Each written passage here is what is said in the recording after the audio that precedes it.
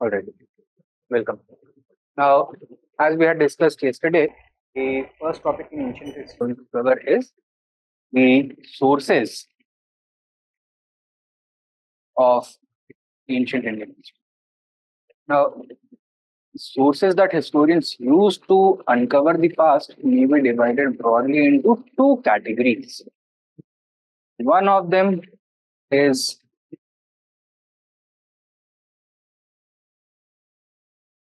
archaeological sources, which represent the physical remains of the past, and the other are the literary sources, which are the written texts left by the previous generation. Archaeological sources में किस तरह के sources हम include कर सकते हैं? We can include those physical remains which were created by previous cultures and civilizations. They are found through explorations and excavations in the form of archaeological mounds,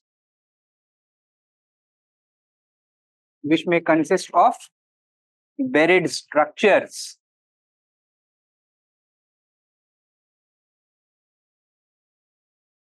hoards of artifacts, such as pottery, coins, ornaments, weapons, agricultural implements, other tools, etc. Or maybe even some graves containing grave goods.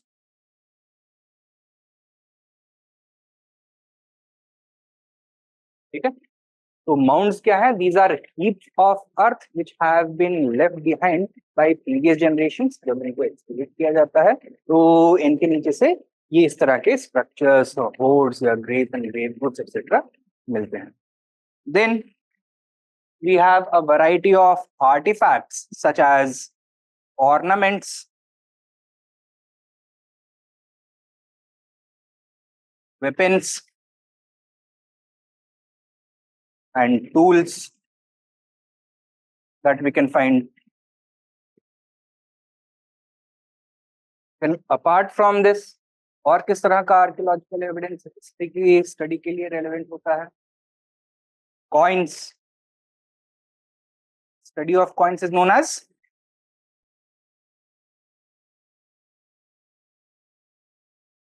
numismatics.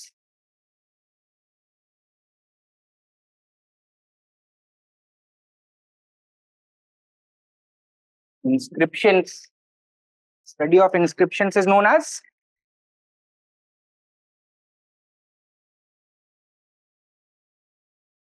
epigraphy. Then what other kind of archaeological material is relevant to uncover the past? Bones of animals and humans, right? So fossilized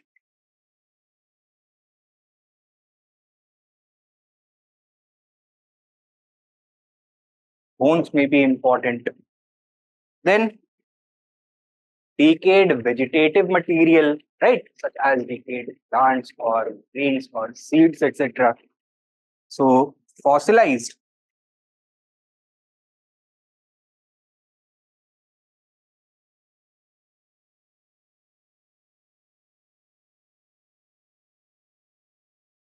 native material वो important हो सकता है. और बताइए. Fabric हो सकता है. Very good. Fragments of fabric or clothing as a whole that may be left behind. What else? और कुछ भी हो सकता है. Built structures such as monuments,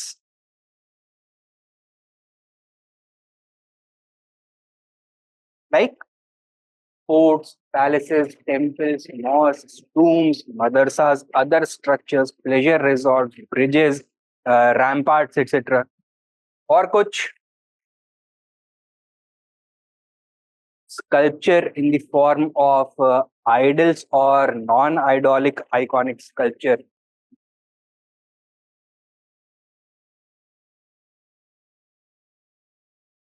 What else? Paintings done especially on monument walls or the walls of caves, rock paintings, etc.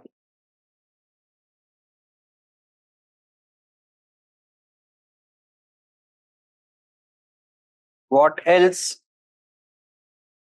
The natural dwellings that prehistoric people used to dwell in, such as rock shelters or caves.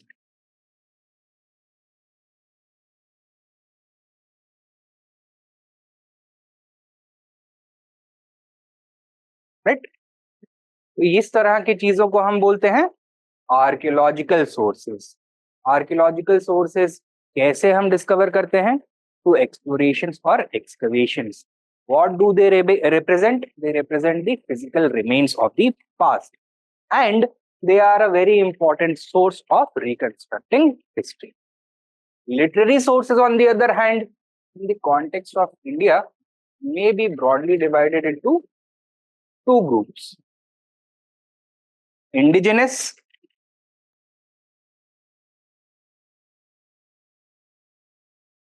sources and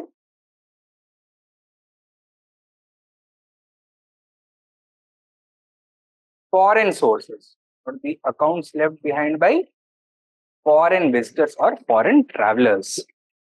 Right? Foreign sources में तीन categories में the sources could be divided. Foreign literature left behind by Chinese travelers, foreign literature left behind by Arab travelers, and foreign literature left behind by Greco-Roman travelers. Right? Indigenous literature may be subcategorized into secular and religious literature. Religious literature in ancient India primarily associated with which three important faiths? Hinduism, Aryan and Brahmanical literature, Buddhism, and Jainism. Secular literature किस तरह का हो सकता है? Scientific literature,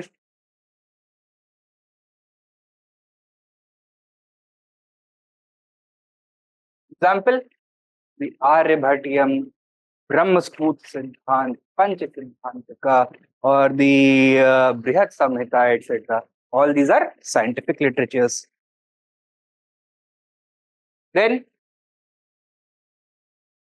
works of pure literature such as various plays, dramas, epics, poems, etc. Then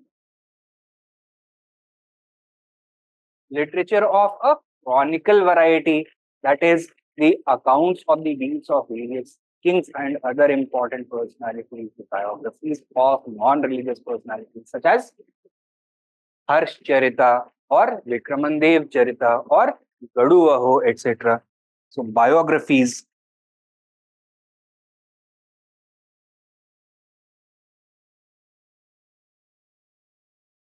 Then works on other non-scientific secular subjects such as law or polity or administration, such as the Arthashastra or Niti Shastra. So political treatises and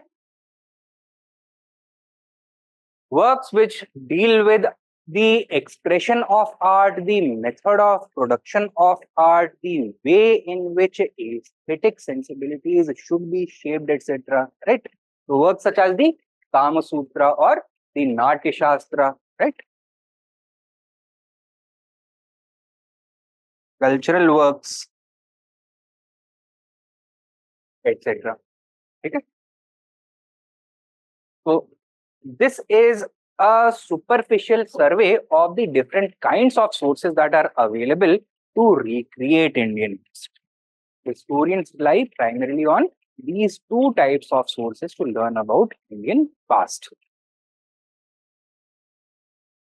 Now, historical sources may also be divided into two other categories.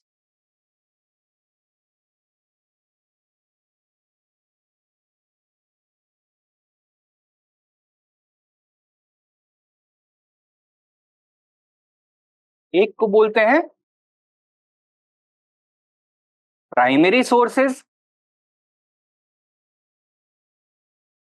and the other is known as secondary sources. What are primary sources?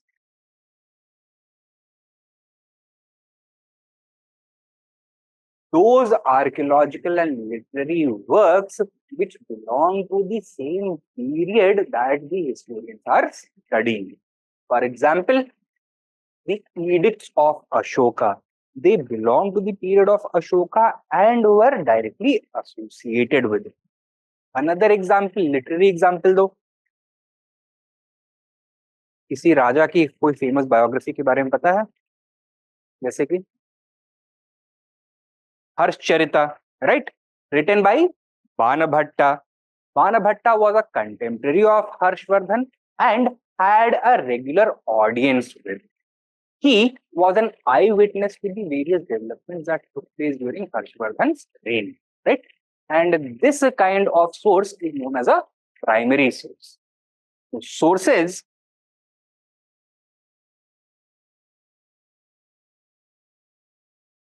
which are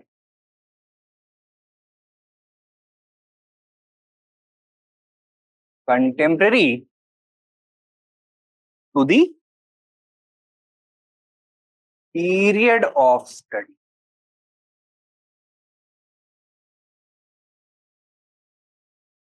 In a sense, they represent a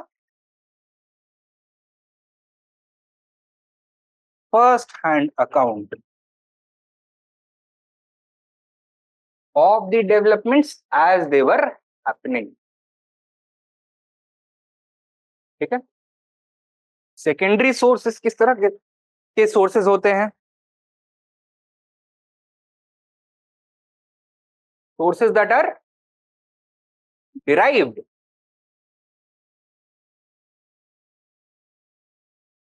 from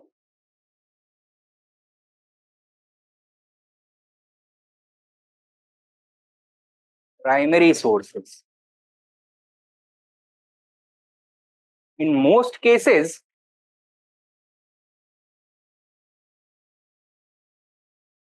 they are non-contemporary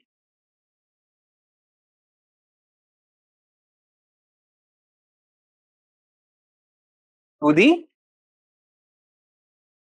period of study.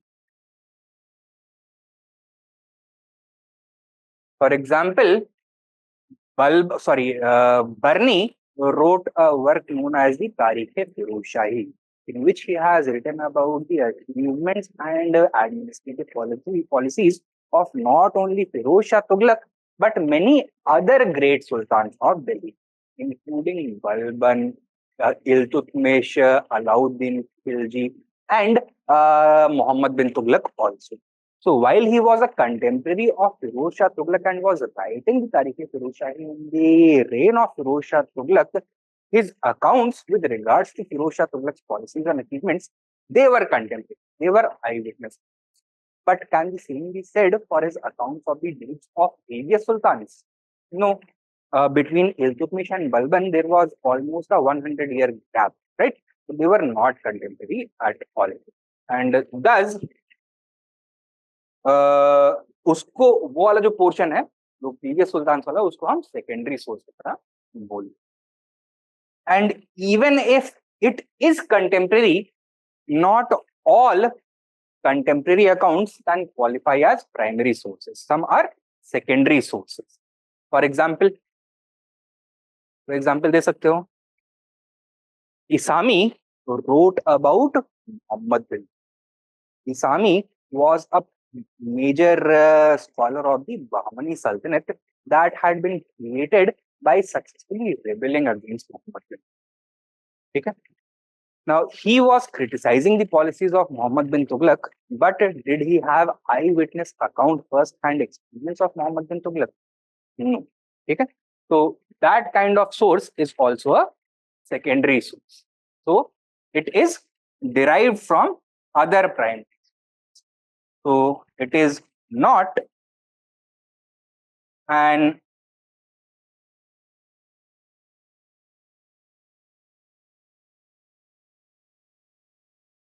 eyewitness account or first-hand account.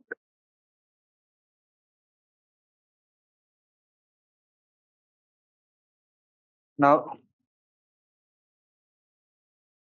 Court of law में किस तरह के evidence को ज्यादा prominence दिया जाता है, first hand account को या फिर second hand account? First hand account, right? तो eye witness account is considered to be more reliable. मौका वारदात की जो आंखों देखी दास्तान सुना सकता है with accurate detail, that source is considered to be more reliable. तो among these sources, primary and secondary sources, कौन से ज्यादा हिस्ट्री के लिए रिलायबल माने जाते हैं? Primary sources are considered to be more reliable. ठीक है, this is another basis on which the historical sources में भी कैटेगराइज.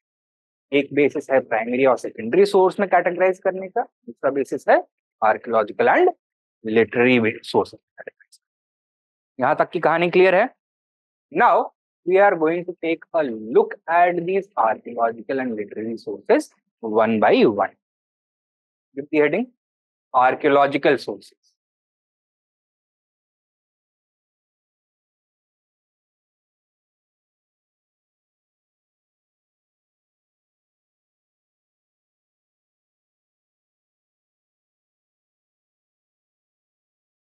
लिखो.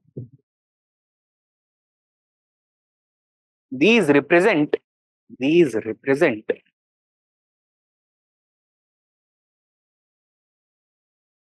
physical remains of the past.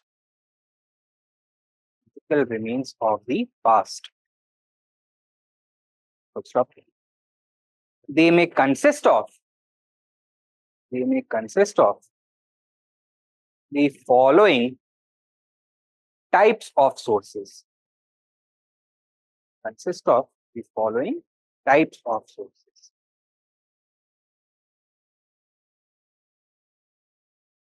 One by one you can write down.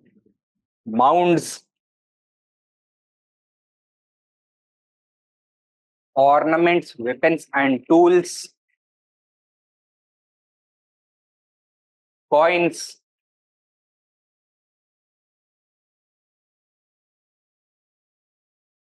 inscriptions,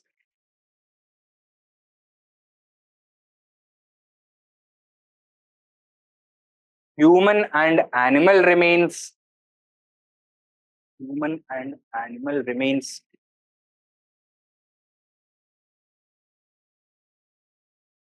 plant material, grains and seeds. Next, fragment of fabrics or clothing,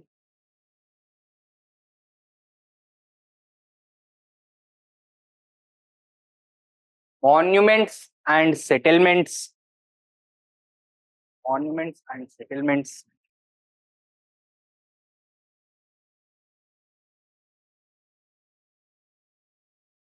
sculpture,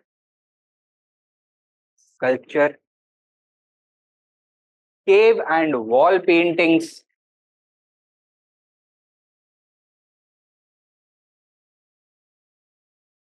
lastly, caves and rock shelters.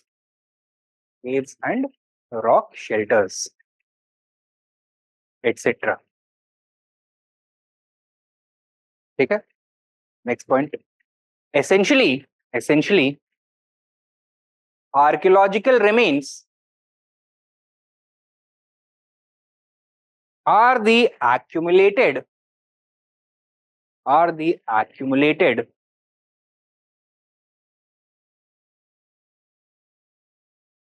cultural material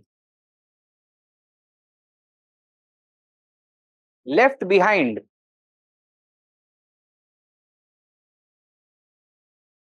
by bygone cultures that are unearthed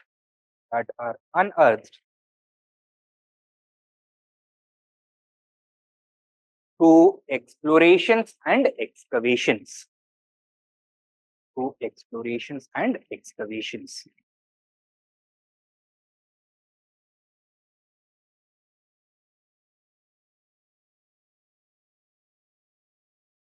ठीक है, next point लिखो. Archaeology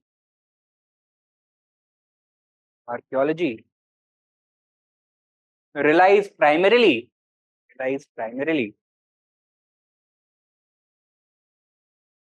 on two types of excavations.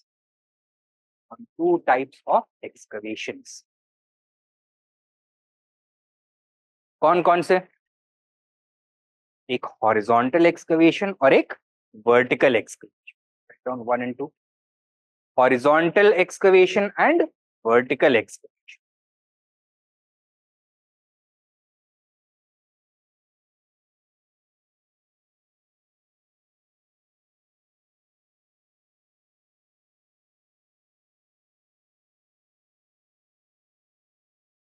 Both of them have their advantages and weaknesses. What are the advantages associated with horizontal excavation? Large area can be covered at with relative ease, right? And secondly, it is much easier and cheaper to do than vertical excavations, right? लेकिन weakness क्या है इसमें? That ये जो land है which historians try to or archaeologists try to excavate, it is not always vacant land. It is often settled land. So present day communities are occupying this land. So those communities would have to be displaced. Or only for the purpose of archaeology is it moral or even feasible to displace large numbers of peoples? Not always. तो उसमें कुछ political और social hurdles involved. है.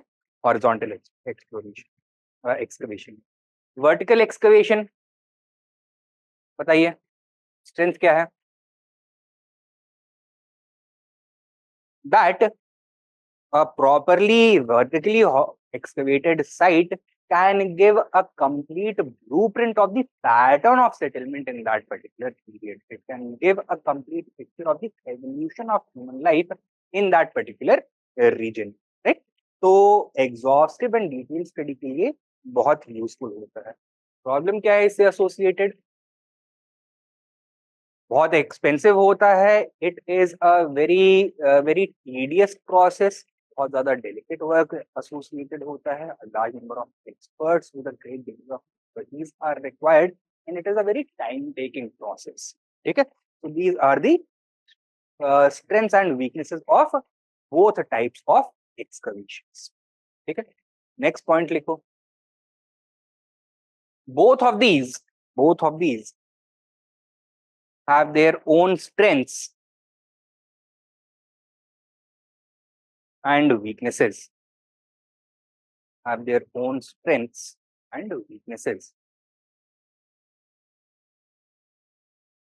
The point, while horizontal excavation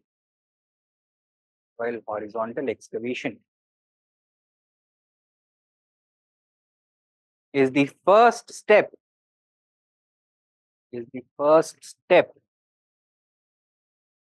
towards a major archaeological discovery. Archaeological discovery. And may be undertaken.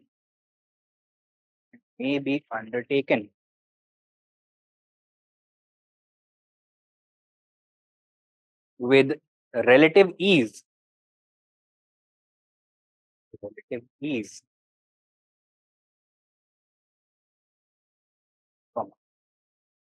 The biggest problem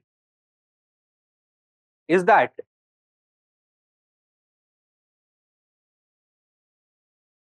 the sites under investigation are often inhabited,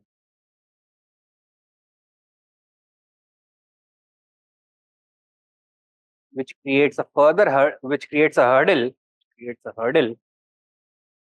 towards further excavation. Often inhabited, which creates a hurdle towards further excavation. That's the point.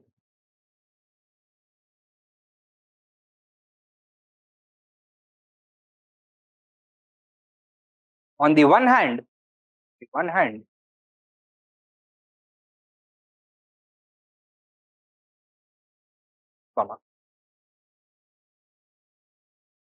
vertical excavations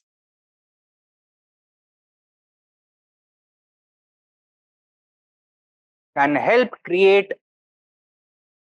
an exhaustive picture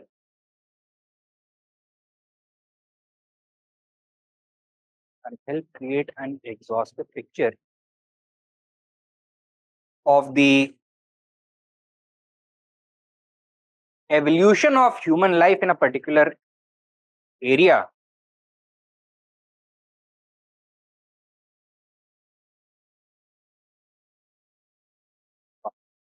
It is the time taking,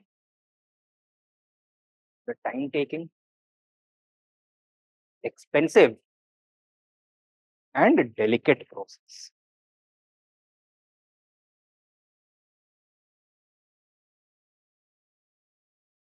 It is a time taking, expensive, and delicate process. So sometimes it may take several decades to fully develop a single site, right? It consumes a lot of the expert attention that is available to us. So it is not always possible to simultaneously excavate all the sites of importance or interest for archaeologists. उनको अपने resources conserve करने हो, a trade-off needs to be made over. Next main point लिखो. Despite these weaknesses,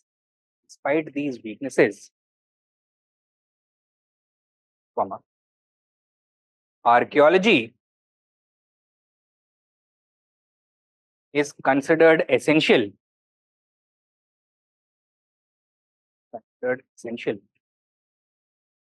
for recreating the past.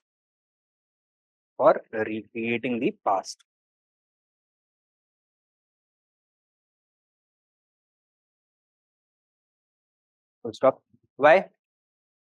Because it has a certain specific strengths which other sources lack. This is due to the following strengths.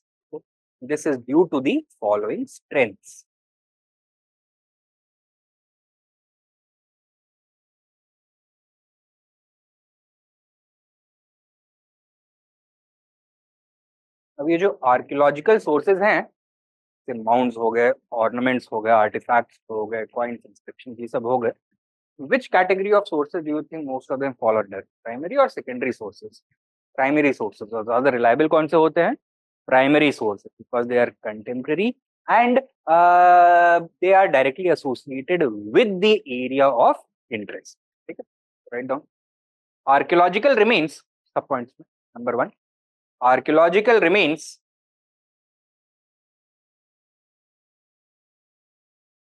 primarily fall under the category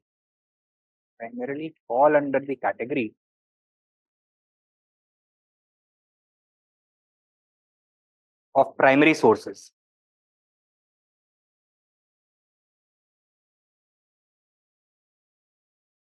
which are contemporary to the period of study and directly associated with its historical context.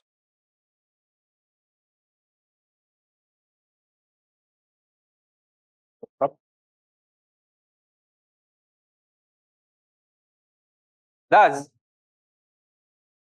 thus, they are considered to be more important. Sorry, they are considered to be more reliable. They are considered to be more reliable.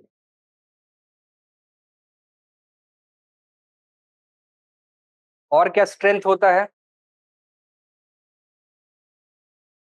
That while archaeology remains silent on several important aspects of the past, such as the social norms, values, philosophy, the narratives and stories or myths that drove those previous cultures, they are quite vocal about certain other aspects, such as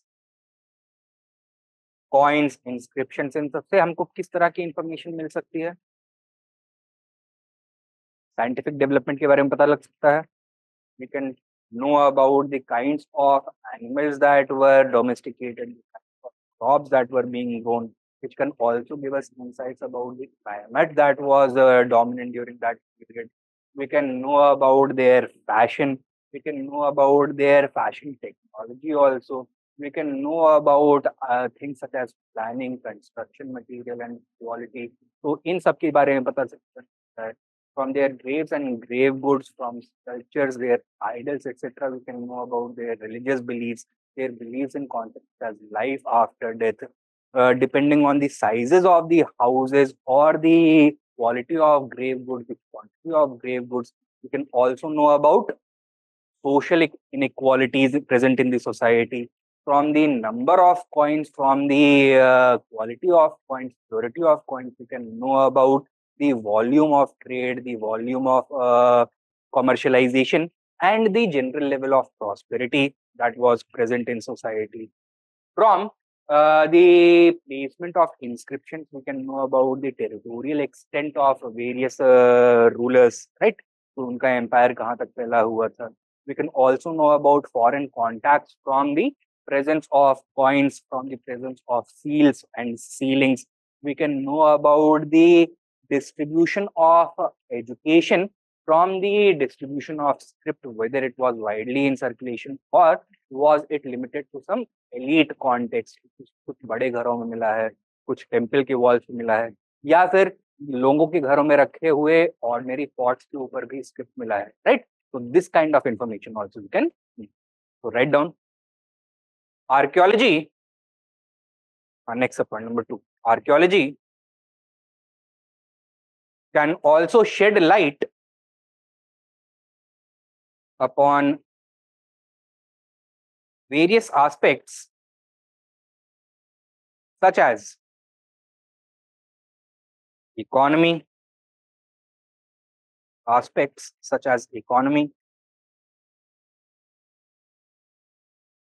social structures and relations,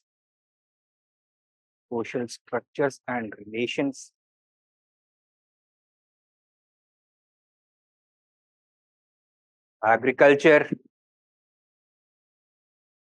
climate, religion, fashion, settlement pattern,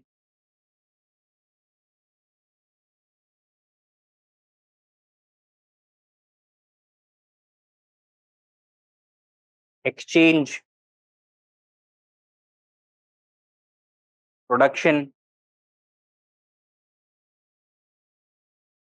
and inequality, etc.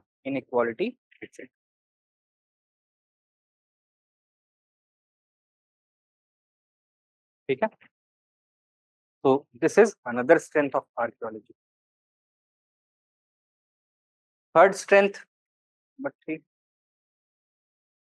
ये बताओ that are literary sources available for all phases of Indian history?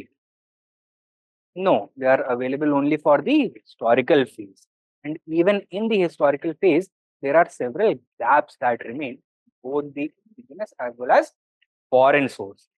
तो उनके बारे में, उन periods और उन people के बारे में we do not have any literary information. So how to fill those gaps? By relying upon archaeology. ठीक है, write down. Archaeology is critical for studying those periods for which literature remains silent. Literature remains silent. Can you give some examples? The entire Stone Age, prehistory. Okay? And even India's proto-historic, that is the Harappan civilization. वहां पर script तो exist करती है, but does that tell us anything directly about how the Harappan people thought, what they believed, etc.? No, because it has not been deciphered yet. So its significance remains confined to the sphere of archaeology only. उससे हम कोई literary value नहीं derive कर सकते. Literature present था, but it exists only in the form of an archaeological source for us in the Harappan context and nothing more, right? So that is one other strength. कि जहाँ पे literature silent होता है, वहाँ पे archaeology ही केवल बोल. Next, number 4. Now, even for historical phases, जहाँ पे literary evidence available है, can the veracity of the literary evidence be verified by archaeological sources in any manner? कैसे? कि literary sources में जो information है, अगर वो archaeological record में दिख रहा है, that means that this literary source is reliable. लेकिन अगर आर्कियोलॉजी में रिफ्लेक्ट नहीं हो रहा है या फिर जो लिटरेचर में डिस्क्रिप्शन है उससे इनकंसिस्टेंट है archaeological remains, that reduces the veracity of these literary sources. तो उस लिटरेचर में जो बाकी का इंफॉर्मेशन प्रेजेंट है उसको भी आपको एक ग्रेन ऑफ सॉल्ट की तरह के साथ लेना पड़ेगा. ठीक है, write down. Archaeology also plays a very important role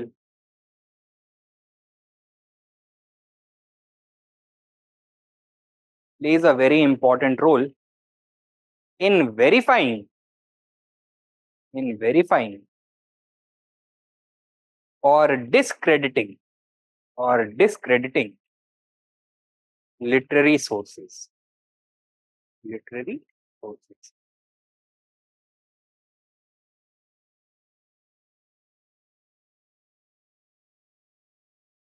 ठीक है, नेक्स्ट मेन पॉइंट लिखो.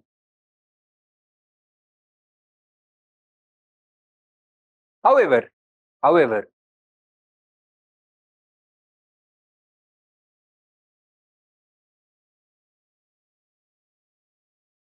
archaeological sources also suffer from certain limitations.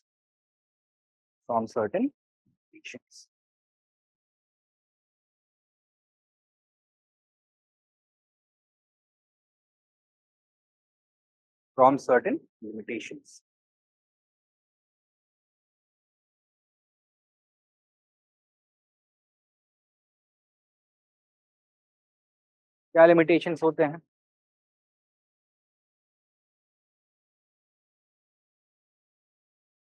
Archaeological sources हमको किस मटेरियल के बने हुए ज्यादातर मिलते हैं? पेरिशेबल मटेरियल या non perishable? Perishable material. Do human beings work only with non-perishable material? Do human beings work only with stone? No, they also work with wood, they also work with leather, they also work with fabric, they also work with mud and straw अपने structures, tools, instruments ये सब बनाने के लिए, right? But the nature of this material is perishable in nature. With time it gets decayed, it degenerates, and then finally it disappears. So the picture that is left behind किस तरह का होता है? Is it a complete picture or is it a distorted picture? It's a distorted picture. Write down. An inherent weakness of archaeology. An inherent weakness of archaeology is that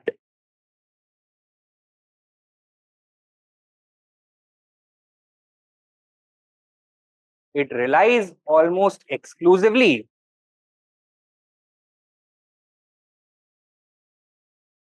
on non-perishable materials, almost exclusively on non-perishable remains,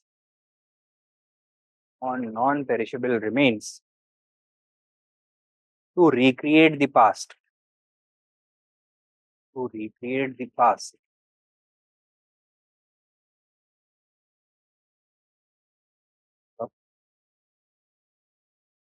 This presents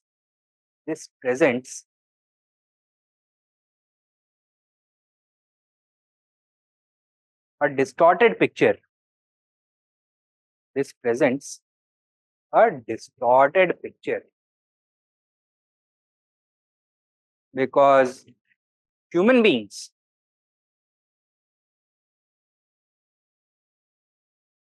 rely upon both non-perishable and perishable materials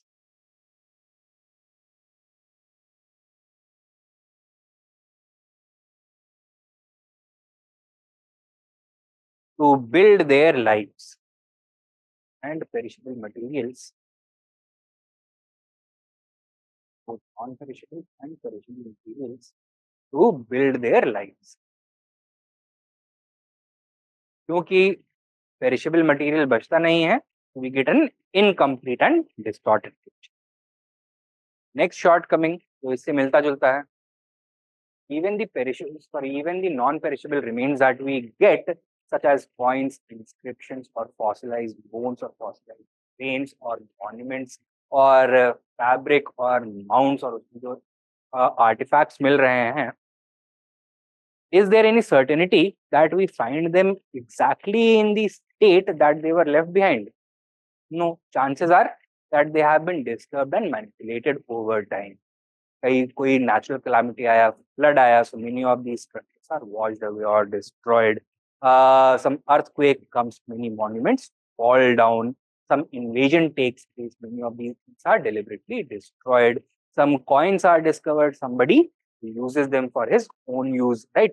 Gold coins and silver coins, and melt them down and use it for your own. So these kinds of things also happen. So natural and man-made factors की वजह से these historical remains are manipulated over time. They are dispersed and displaced.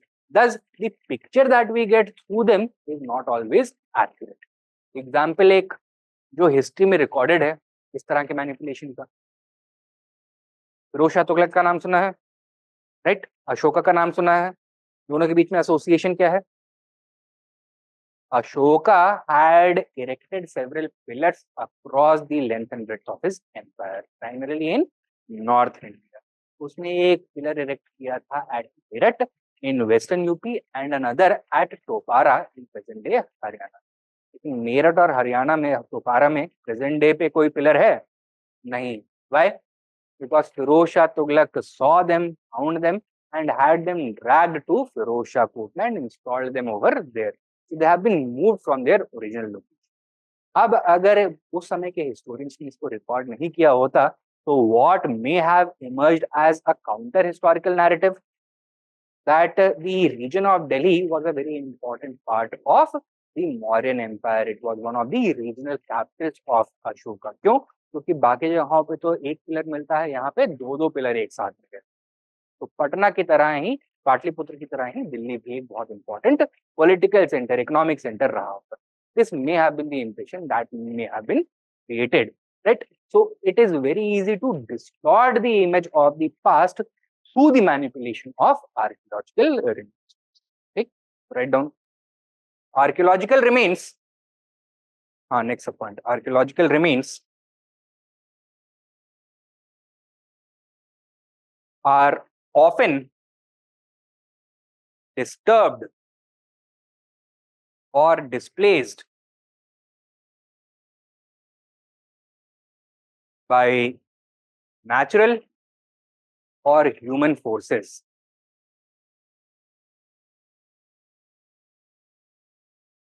Thus leaving behind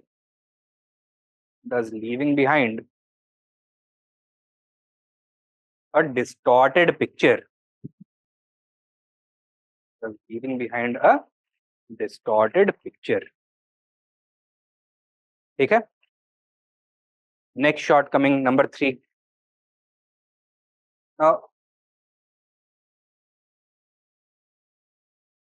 is the simple discovery of these archaeological remains of the past sufficient to recreate history?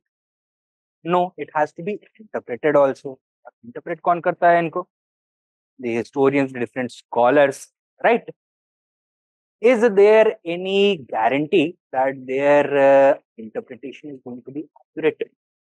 No. हो सकता है उनकी methodology में कोई flaw हो, or maybe they are suffering from some inherent bias, or there may be certain truisms in the field which later on may be revealed to be untrue. ठीक है, तो कुछ dogmas which may later on be challenged and shattered, right? But उनके interpretations जो भी वो देते हैं, they are going to result in the creation of the historical narrative associated with that archaeological source. And because of these biases and flaws and faults in methodology, जो picture हमको मिलता है, that is distorted, that is corrupted. Write down. Archaeological sources must be interpreted by historians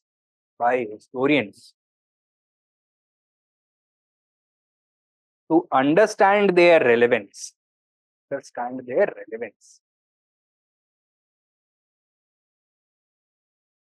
To understand their relevance. Stop. However, misinterpretations due to personal bias,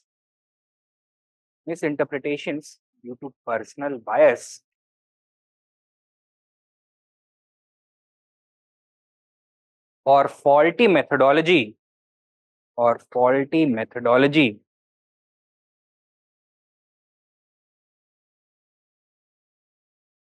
may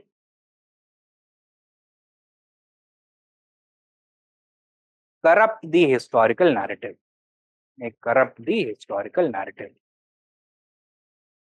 कोई example दे सकते हो? The historical narrative may corrupt the historical narrative. Any example you can give?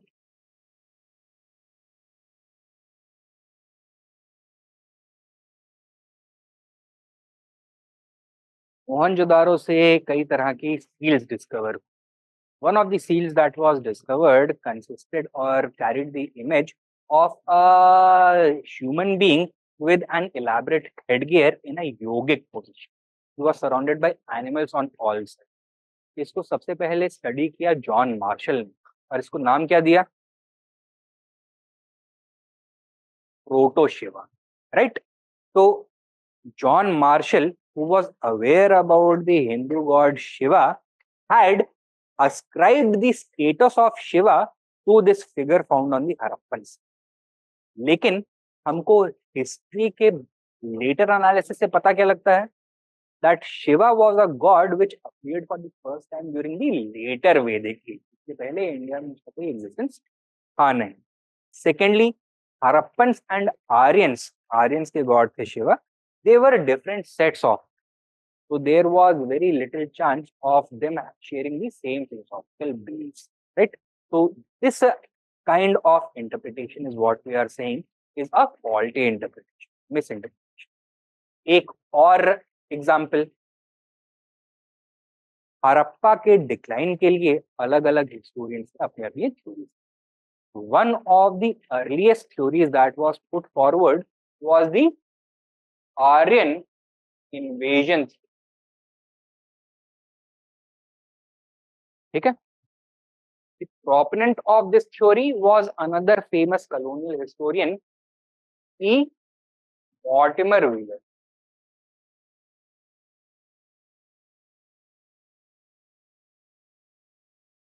Right? And evidence के तौर पर इसने क्या site किया? He said that excavations at Mohenjo-daro have revealed the remains of 26 skeletons. And common feature in all these skeletons is that their bodies were discarded.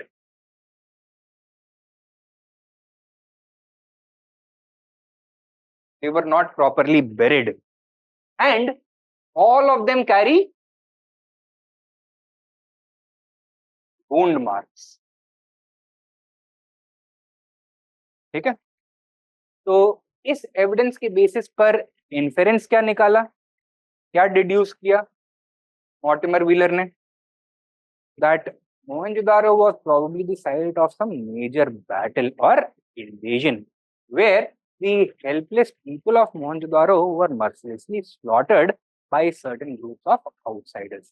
And who were these outsiders? Aryans. ठीक है. However, later research ने क्या reveal किया? ये 26 skeleton मिले तो हुए हैं, लेकिन ये एक ही टाइम पीरियड को बिलोंग नहीं करते. Some of these skeletons died 300 years before the other skeletons. तो क्या सबको एक साथ ग्रुप करना सही होगा? नहीं होगा. Secondly, it was also found that in almost all these skeletons, the cause of death was not these wounds that had been inflicted by some weapons. They died later after these wounds had already healed. So could the Aryans be blamed for the death of these 26 people? And thus, is the Aryan invasion theory now considered to be as strong as in the times of Mortimer Wheeler? So, Aryan invasion theory is a perfect example of the misinterpretation of archaeological sources. ठीक है. एक shortcoming तो ये हो गया. और कोई shortcoming that you may be aware of archaeological sources के? Now, archaeological sources हमें बहुत सारा information देते हैं, but they remain silent on certain important things, such as the myths of the cultures that created these artifacts, the narratives and stories, their legends, their value systems, the laws that they govern themselves by, right? These kinds of things, it is not very easy to glean from these archaeological sources. And आपको किसी भी culture के बारे में अगर in depth full colour में information चाहिए, you need not only the skeletal और physical picture of the past but also the human element. Human element क्या यहाँ पे आर्कियोलॉजी में होगा, प्रेजेंट होगा? नहीं होगा. In fact we don't even know what the people who left behind these cultures sound like. बोली कैसी थी, what was their intonation, what was the way in which or the cadence with which they spoke, किस language को बोलते थे, what are the derivatives or the successors of those languages, ये तक हमको नहीं पता है, right? And thus the picture left behind by archaeological sources, ये क्या full color है या black and white picture दिखता है? Black and white picture दिखता है, monochromatic picture, vivid color में. Write down the picture. Next subpoint, the picture created by archaeological sources is often monochromatic. Is often by archaeological sources is often monochromatic. as compared to literary sources,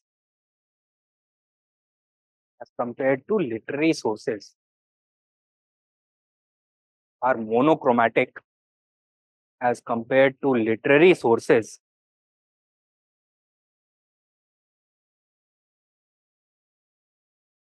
which present a much more lively image of the past.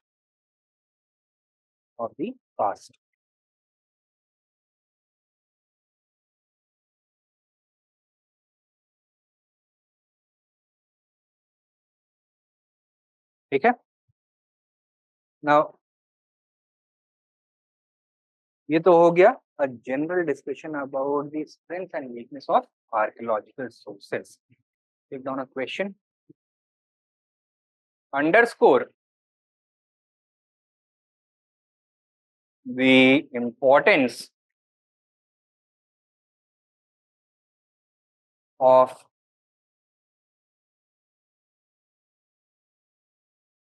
archaeological sources.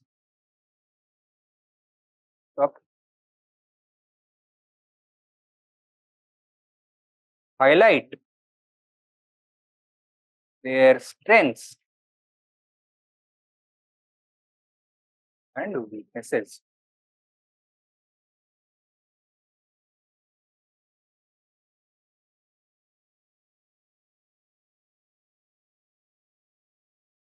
$200 words, 15 marks. Take down another question. How does the study of coins help us recreate ancient Indian history?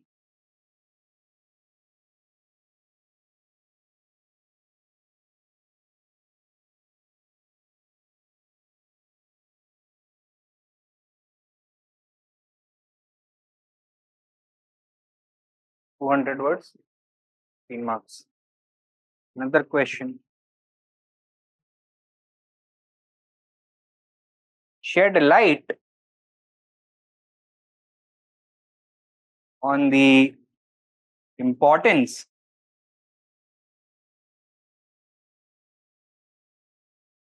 of epigraphy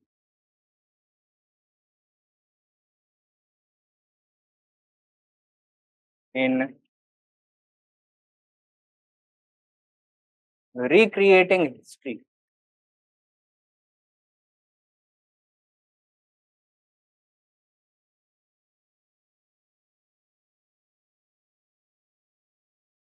$200 words, 15 marks.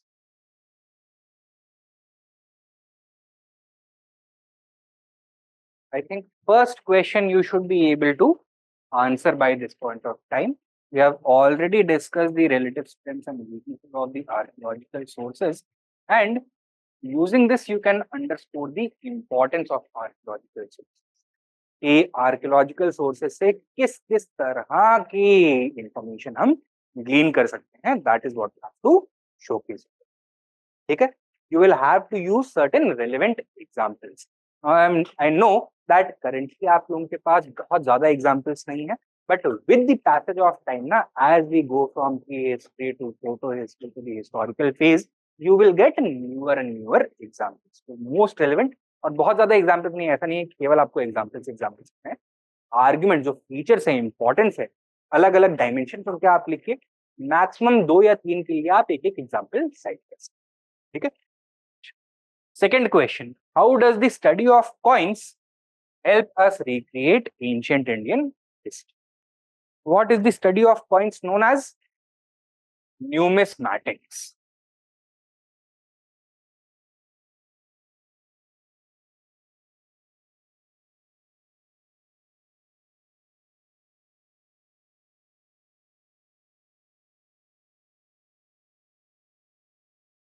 Right.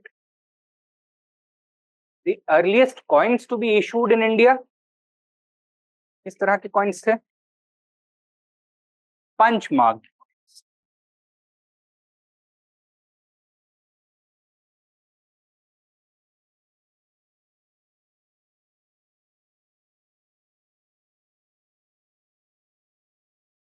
When were coins issued in India for the first time, these punch marked coins?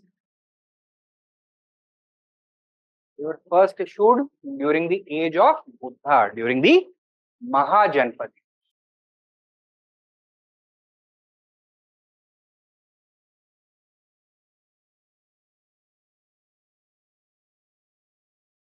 And they continued to be issued till the Mauryan period.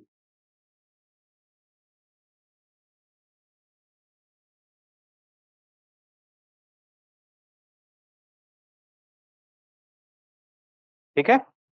That is from the 6th century BCE to the 3rd century BCE.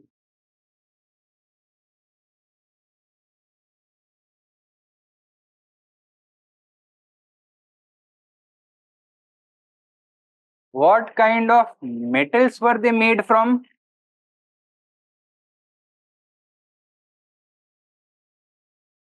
Silver, tin, and 14. 14 is a greenish brown alloy of lead and tin. Okay?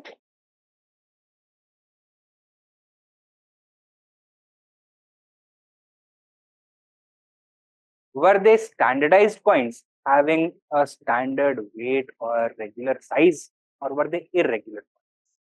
Irregular coins.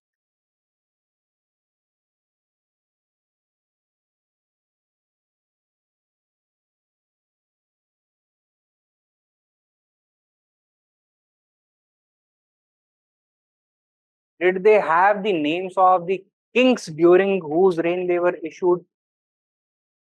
Kings के नाम थे नहीं थे. Did they carry the dates of their issue? Okay. They had no images of kings or gods. They had no dates, and also no inscriptions or legends embossed upon. ठीक है? What did they have? कोई iconography था इन coins के ऊपर, तो फिर केवल चपटे irregular pieces of metal थे? हाँ, किस तरह का iconography था? Die marks punched upon them. ठीक है, तो एक मोहर टाइप का लिया, मैकेनिकल हैमर होता है, उस पे एक डाई बनाया and punch them upon these coins. Images such as trees or the sun or moon or stars or peacocks or other birds and animals, etc., or geometric figures were punched upon them. So, punched images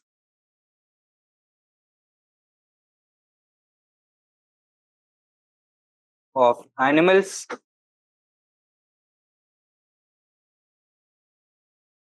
birds,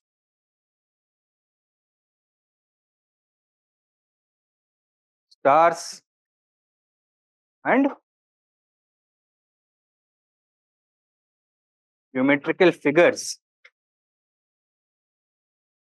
and other celestial bodies, etc., they were found. ठीक है, तो हमें punch mark coin से इस तरह का information नहीं मिलता है. Do we get any direct information about their religion or political history? Dynastic records के बारे में पता लगता है, the names of kings etc., dates, ये सब पता लगता है, chronology ये सब पता नहीं लग रहा है. But we do get some very important useful information such as, सबसे पहले तो silver, tin and 14 metallurgy they were aware of. They were aware of the technology of mixing different metals in fixed proportions to obtain alloys. We also know that कुछ animals और birds की images मिली हैं जैसे, तो these animals and birds can exist only in certain climates. So climatic information मिलता है हमको, for example. Then the areas from where these coins have been found, they represent the territorial domain of a particular region. Kings ये issue coin नहीं करते थे. कौन coin को issue करता था? Merchant guilds. So we also come to know about the importance of merchant guilds in the society. And since guilds were important, it also tells you about the importance of trade in the society. Growing trade हो रहा था. This also tells you about the economic transformation in the society from agrarian society to a secondary society, secondary economy. The economy was transforming. The importance of cross production, trade, commerce, long distance trade, short distance trade, that was all growing. Depending on the purity of coins and number of coins in circulation, we can also get some information with regards to the level of prosperity in the society, the kind of economic transactions that were taking place, the level of monetization of the society, etc. ये सब चीजें यहाँ से भी पता लग सकती. Major change in Indian coinage took place during the post-Mauryan period. Post-Mauryan period में 4 different ruling dynasties from foreign lands established their empires in different parts of India, usually north and northwest में confined. Right? The first of them were the Indo-Greeks. And the Indo-Greeks were considered to be the pioneers of regular coinage in India. So they introduced regular coins as opposed to the irregular nature of the punch marked coin. ये standard size, standard shape और standard weight के coins. They were also the first to introduce gold coins. They were also the first to introduce coins with names and images of kings. They were also the first to introduce coins with images and legends of different gods and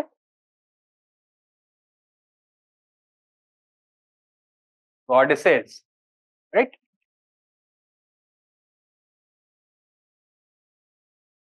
So now they became even more useful as sources of history. What kind of information can we glean from these regular Greek coins? Chronology establish कर सकते हैं, dynastic history establish कर सकते हैं. We also get first-hand evidence of religion and religious beliefs. We also get an idea of the artistic sensibility of the people who were making these coins. Because these coins were issued by the kings themselves, we also learn about the shifting power dynamics when it comes to economic manipulation. पहले power किसके हाथ में था? Merchant guilds के हाथ में था. Now power to regulate the economy is being assumed by the kings themselves. The kings have started playing a more important role in regulating the economy, right? This new kind of information also we can glean from these coins. And from the Indo-Greek period onwards, Indian coinage continued to evolve, and over time, several new features are to हर period, हर region और हर dynasty के coinage में कुछ distinct features भी देखने के लिए मिलते हैं, which give us unique information about those periods and help us distinguish the cultural context of those periods and regions from other contemporary as well as non-contemporary periods and countries. ठीक है? Now, तो एक तो ये idea मिल गया आपको, but if you have to attempt this answer, how do coins help, or how does the study of coins help us recreate ancient Indian history? तो आपको क्या लिखना पड़ेगा कि कॉइन से हमें किस तरह की इंफॉर्मेशन। तो इंट्रोडक्शन में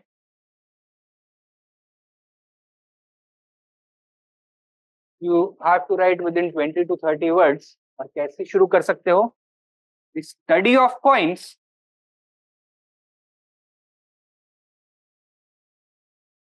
is known as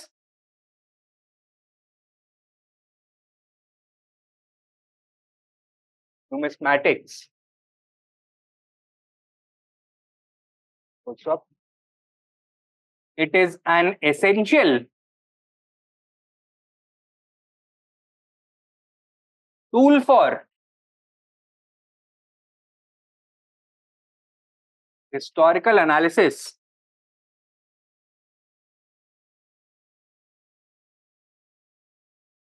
since it sheds light on the following dimensions of history.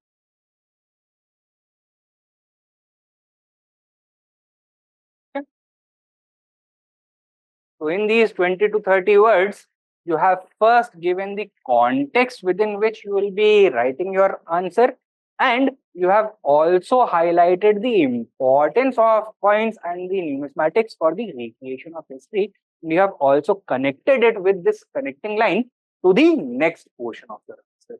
तो अब आगे क्या करना है? ये डायमेंशन हमको बताने हैं जहां पे कॉइन्स हिस्टोरिकल एनालिसिस के लिए relevant. This is going to be your main body. यहाँ पे ऑब्जेक्टिव क्या होना चाहिए? As many dimensions as we can introduce, that should be our objective, to maximize the dimensional richness of our answer. Points का importance क्या होता है historical analysis में? Coins tell us about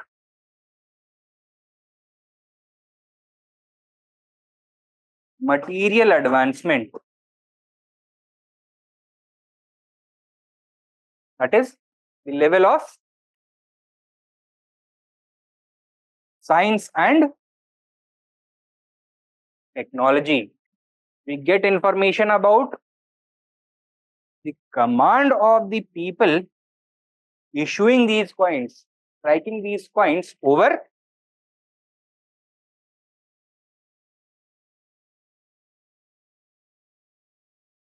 metallurgy, which requires a number of chemical processes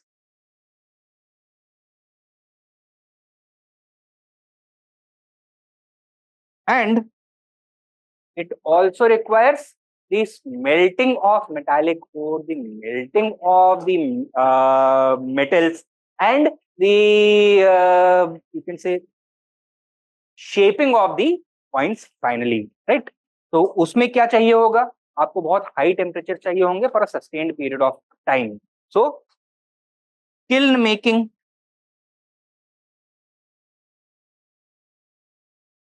pyrotechny,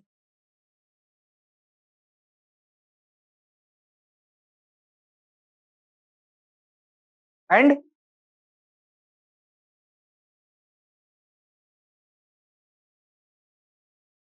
fuel technology. For example, हमेशा wood furnace sufficient नहीं होगा. Coal would have to be used or charcoal would have to be manufactured. The kilns would have to be designed in specific manners. उसमें air को अंदर डालने के लिए bellows would have to be used, right? So pumping mechanism would have to be made. Then smelting के लिए कुछ ceramic crucibles वगैरह चाहिए होंगे क्योंकि earthen crucibles फूट जाएंगे very high temperatures में. So this kind of material advancement was necessary for making coins, and the very presence of coins tell us that this level of material advancement of scientific technology had been attained, had been achieved. ठीक है, एक dimension तो ये हो गया. What else? और क्या dimensions के बारे में पता लगता है? जो रेगुलर और डेटेड कॉइन्स होते हैं उनमें क्या मिलता है? You get dates and references, the names of kings and dynasties that they belong. So it is very important for establishing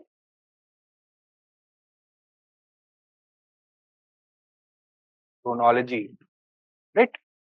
और यहाँ पे ना आपको सारे डायमेंशंस के लिए नहीं, लेकिन अगर आप मान लीजिए 8-10 डायमेंशंस लेते हो तो एटलीस्ट फॉर 3 और 4 डायमेंशंस एक एक एग्जांपल दे देना। For example you can write almost the entire chronology of Indo-Greek kings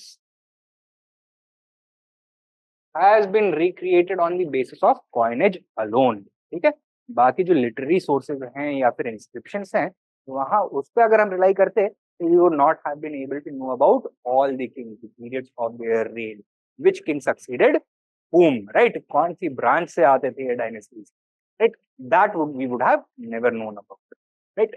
Similarly, coins are also a very good source of learning about religion. क्यों? Because coins often carry the images of gods and goddesses. They also carry legends, hymns, mantras, etc., associated with different gods and goddesses. They can also shed light on the regional spread of different religions. Right? ये भी पता लग सकता है. Similarly, और क्या पता लग सकता है कॉइन से? You can also learn about the level of trade. Right? If large number of coins of high domination, high value are in circulation, that means long distance trade is flourishing. लेकिन अगर most of the coins small denomination के हैं तो क्या मतलब? लो denomination पे, यानी कि डेली ट्रांजैक्शंस के लिए कॉइन्स यूज कर रहे हैं. If there is a good balance, what does it mean? That both foreign as well as domestic trade is flourishing in nature, right? Coins can also shed light upon the level of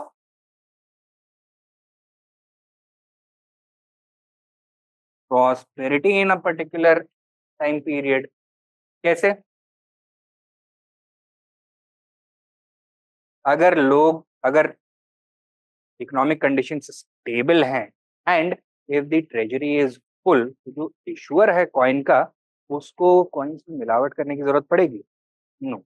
So if the metallic purity of precious metal coins is high, that means prosperity was high and there was economic stability. But when impurities are higher, तब क्या होता है?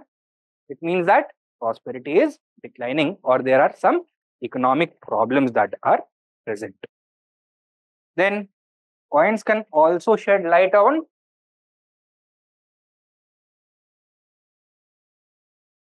territorial extent.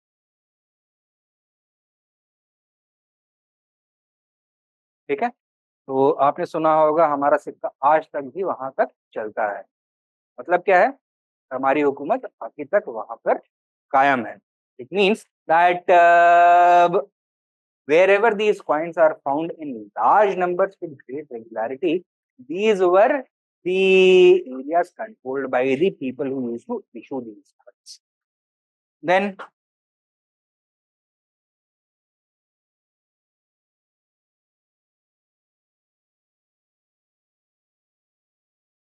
Foreign contacts, इसके बारे में भी पता लगता है.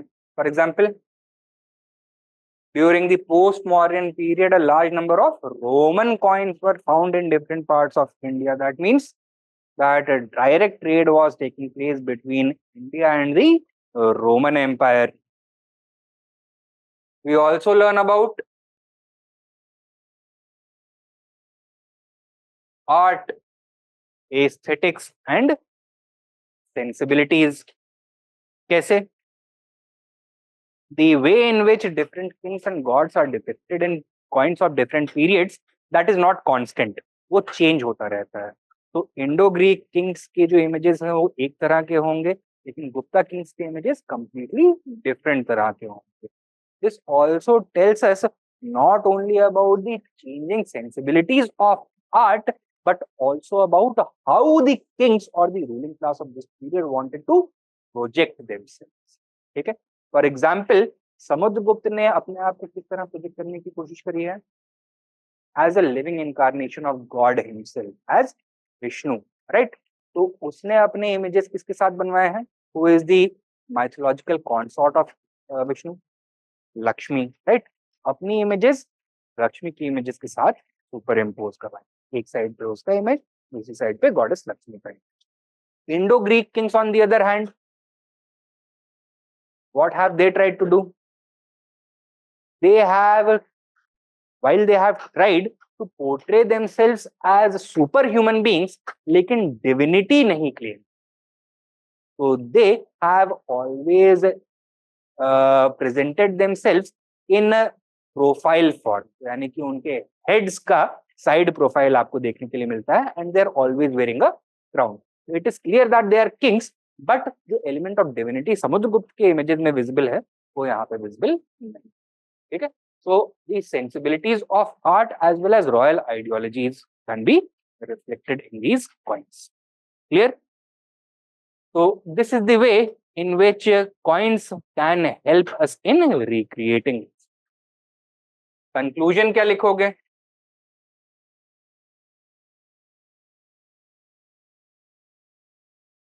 डायमेंशन आपने डाल दिए 1 2 3 4 5 6 7, right? 8, that is more than sufficient. तो कंक्लूजन में क्या लिखोगे आप?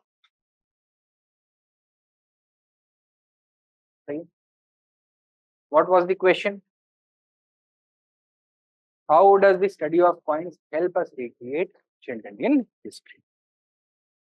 How can you conclude this answer?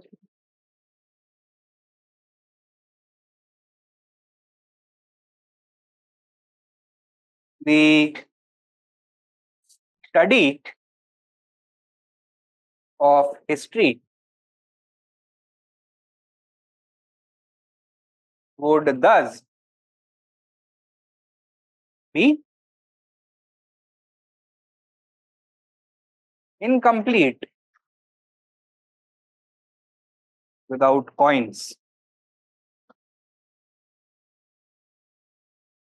ठीक है? Full stop. Coins give us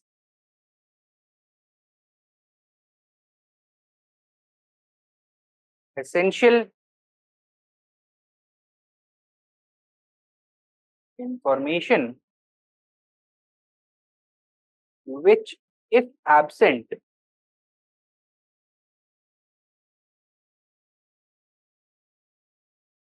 would permanently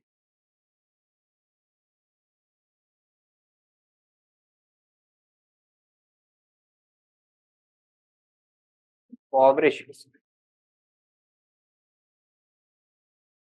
That is it. You have to underline the importance of coins in recreating this. ठीक? Next question क्या था? On the importance of epigraphy in recreating history. Once again, introduction में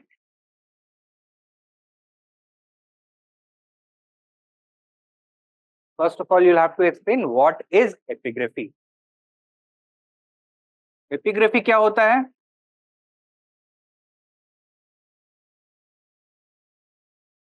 It refers to the study of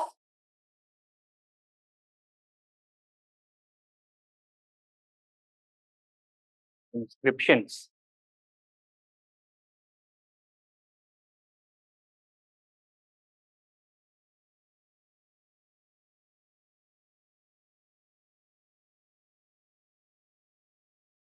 Further, you will continue. Inscriptions are considered to be among the most valuable form of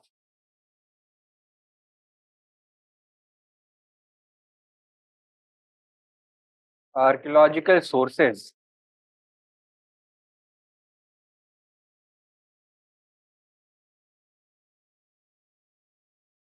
due to their following strengths.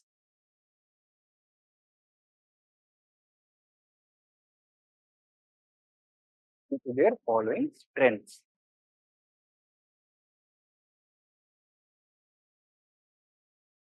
किस तरह के strengths? This is going to be the main body.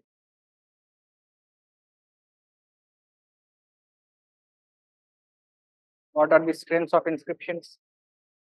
They shed light on the level of material advancement. ठीक है, बड़े बड़े inscriptions को बनाने के लिए you need specific tools.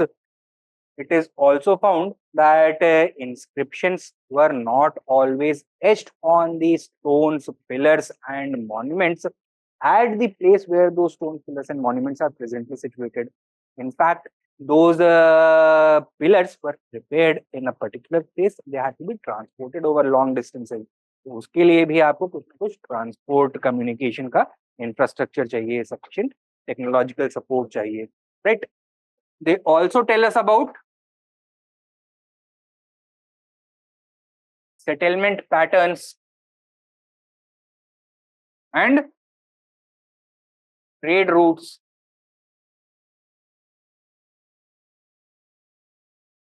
ये जो inscriptions हैं, ये क्या होते थे? These were messages that had been inscribed upon stone or walls of monuments or pillars, etc., by different people, such as kings or prominent nobles or merchants, etc. Right? Now, what do you think was the purpose of these inscriptions? To give a message to the ordinary people. And ये message ordinary people को कहाँ पे reach करेगा ज्यादा? जंगलों के अंदर या फिर इन इंपॉर्टेंट सिटीज एंड टाउन्स और along important trade routes? Cities, towns, trade routes पर, ठीक है? तो the location of these inscriptions can also help us recreate the geographical location of important cities, towns, and the trade routes. Right? Next, these inscriptions also shed light on the territorial extent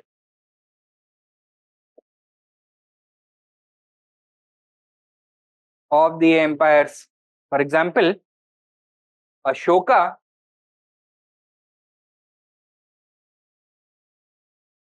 who left behind a large number of inscriptions. इसके inscriptions कहाँ से मिले हैं?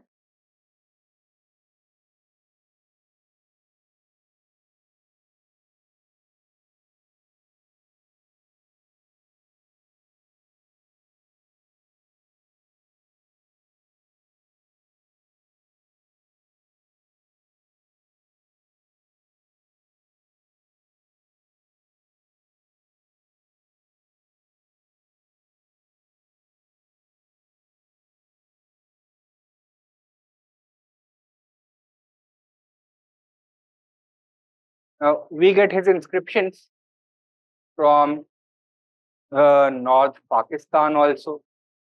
We get his inscriptions from Uttarakhand also. We get his inscriptions from the India-Nepal border, Bihar, the whole of Bangladesh. We get his inscriptions from Odisha also, Andhra Pradesh also, Karnataka also, and Gujarat also. क्या पता लगता है?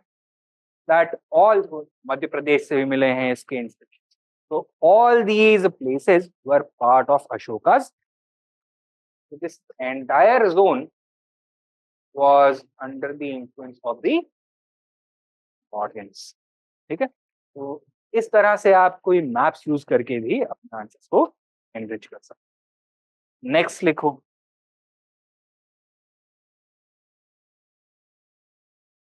Now, through these inscriptions, we can also get information about cultural contacts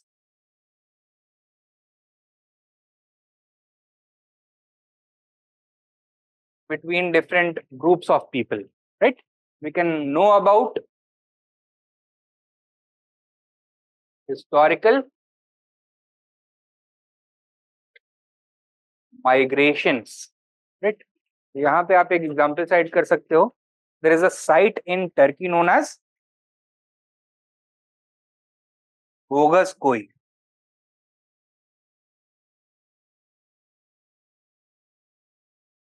We have an inscription over here that carries the text of a treaty between two tribes that had been fighting each other for a very long time. Right? These were the Hitani and Mitanni tribes. लेकिन यहाँ पे significant discovery क्या है? That इस treaty को सॉलेमनाइज करने के लिए both the leaders of both these tribes vowed or took oaths in the name of certain gods. और कौन से gods यहाँ पे mentioned है? Indira, Varun, Ashwini twins, etcetera, right? और ये गॉड्स कौन से God's? Vedic gods, and these were the gods that Aryans used to worship. That means that Bogaskoi inscription, which is dated to around 2000 BC, belongs to the Aryans. And उसके बाद यहाँ से Aryans और इस area से Aryans India की तरफ ही migrate करके आए, right? This tells us about the origin of Aryans, that it was outside India. Then we can also get information about the language and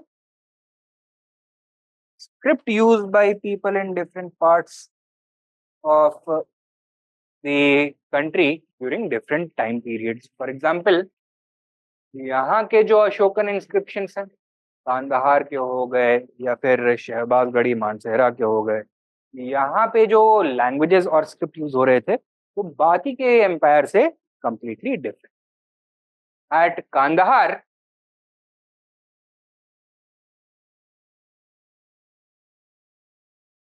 the languages used were Greek and Aramaic. यानी कि इस reason में Greek influence और middle eastern influence ज्यादा था, right? The scripts were also Greek and Aramaic. At Shahbazgarhi,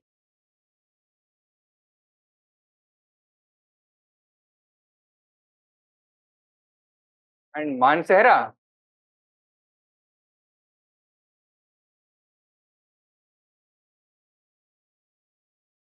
the language was Prakrit, but the script was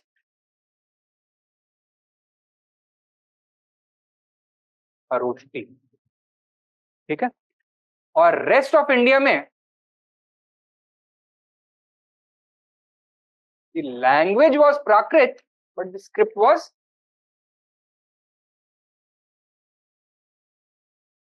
ठीक है? This tells us about the distribution of various linguistic and scriptural communities in the Mauryan Empire. Similar analysis can be made for other time periods also. For example, Sangam period and post Sangam period में deep south में आपको ज्यादा क्या मिलेंगे? Sanskrit inscription या Tamil inscription? Tamil inscription. Whereas in other parts of India, Prakrit and Sanskrit inscription will find more. ठीक है? तो लैंग्वेज एंड स्क्रिप्ट के ऊपर भी लाइट डलता है इंस्क्रिप्शन से. Then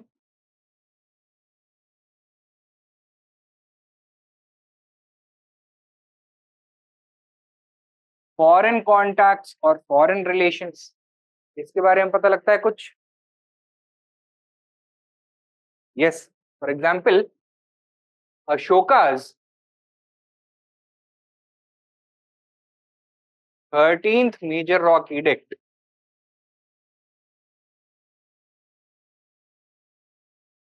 consists of the list of those countries where he had sent his Dhammadutas, that is those ambassadors which he had sent specifically to spread Dhamma.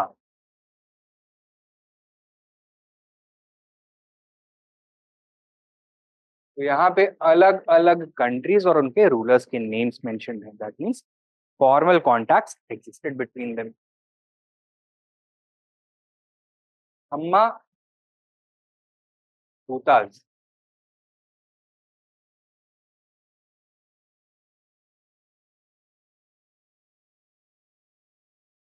Further, we find a list of 5 Greek kingdoms.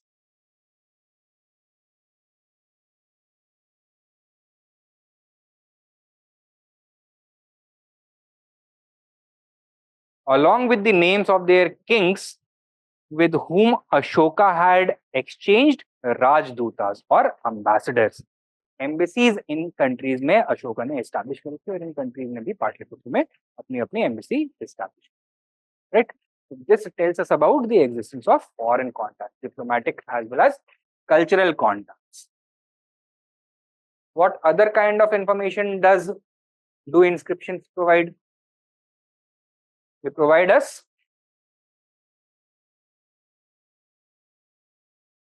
dynastic knowledge,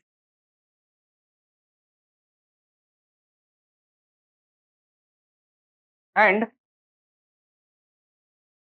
political information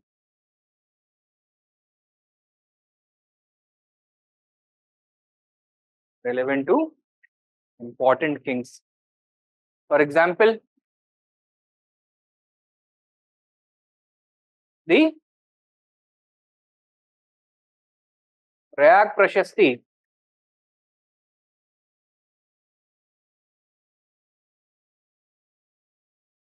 of Samudragupta किस तरह का inscription है? It is a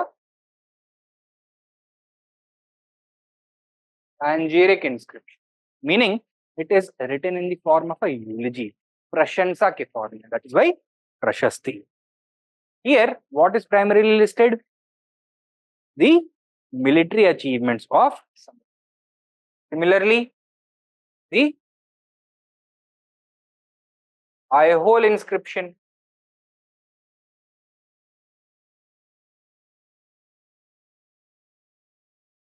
This is another eulogistic panegyric inscription belonging to Pulkesin II, written by Ravi Kirti. It also encapsulates the military exploits of Pulkesin II, including his victory over Harshvardhan. So important battles, political developments, इनके details हमको मिल जाते हैं. Then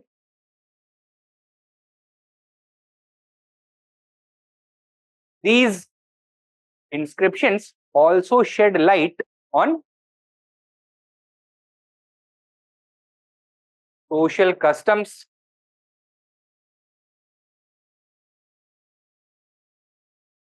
religious institutions,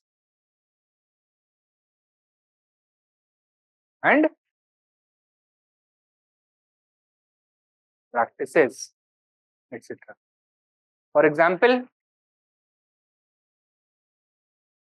the Iran inscription belonging to the year 510 CE for the first time gives the evidence of the practice of sati. Okay? Similarly, Ashoka's second major rock edict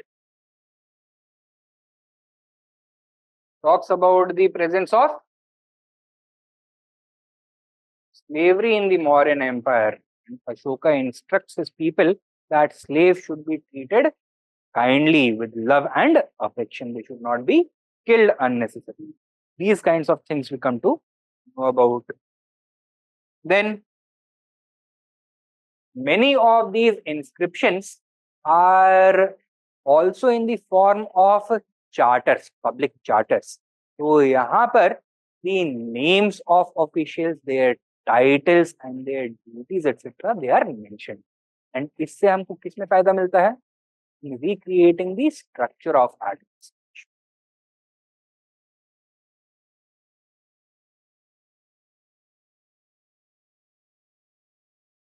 And by learning these details about the administrative structure, we can also learn about the responsibilities of the state. And knowing this, we can know about the nature of the political system, the amount of power that was exercised by the king, and the way in which power was shared between the center and the peripheral regions, as well as the top levels of administration, and how it was delegated to the levels below, right? Administrative structure and nature of polity, इसके बारे में हमें पता लग सकता है. Then from the Gupta period onwards we start finding new types of inscriptions. किस तरह के inscriptions? Inscriptions recording grants of land, initially to priestly class and to religious institutions, and later to officials, especially military officials. So, land grants, the rise of feudalism, etc. This is all also reflected in the inscriptional records, right? And land grants के साथ साथ not only ownership of the land or the right to collect revenue from the land was transferred by the kings to the donees, to the grantees, but also certain other powers. It also imposed certain liabilities and duties upon the people who were inhabiting these lands, right? So it also tells us about the evolution of the society, the way in which labor was distributed, the way in which the state as well as its subsidiaries, that is the priests and the feudal lords, exercise control over the general population, the peasants, the producing class, right? So agrarian structure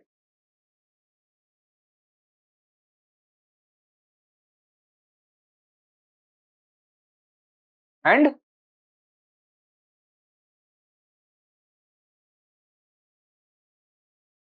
social relations also reflected through these inscriptions, right? Then apart from this, और कोई information मिल सकता है हमको inscriptions के through? We also find certain inscriptions which are apolitical in nature. एक तो political inscriptions होते हैं, they are inscribed either by the kings or their subordinates, provincial governor हो गया, कोई regional administrator हो गया, and some apolitical inscriptions. Apolitical inscriptions कौन से होंगे? ज्यादातर they were votive inscriptions, also known as donative inscriptions.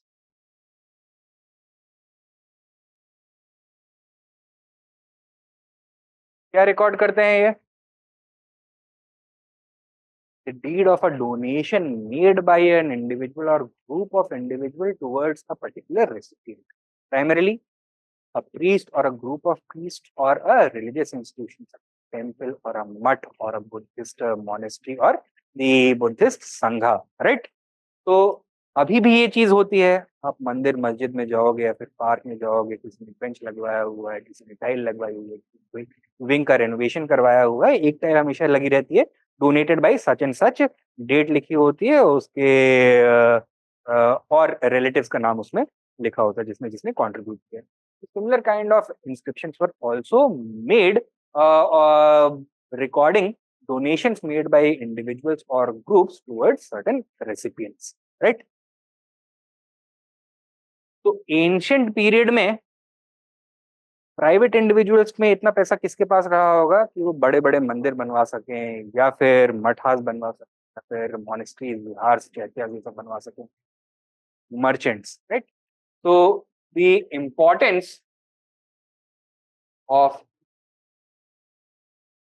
merchant guilds is also reflected from these donative inscriptions. Not only importance of merchant guilds, but specifically in different regions, different kinds of guilds used to operate. So distribution of merchant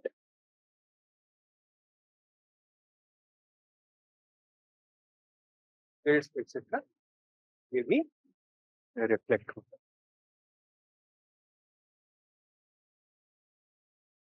Okay. So this is the importance of inscriptions for recreating the ancient past. Conclusion में क्या लिख सकते हो? Thus, our understanding of the past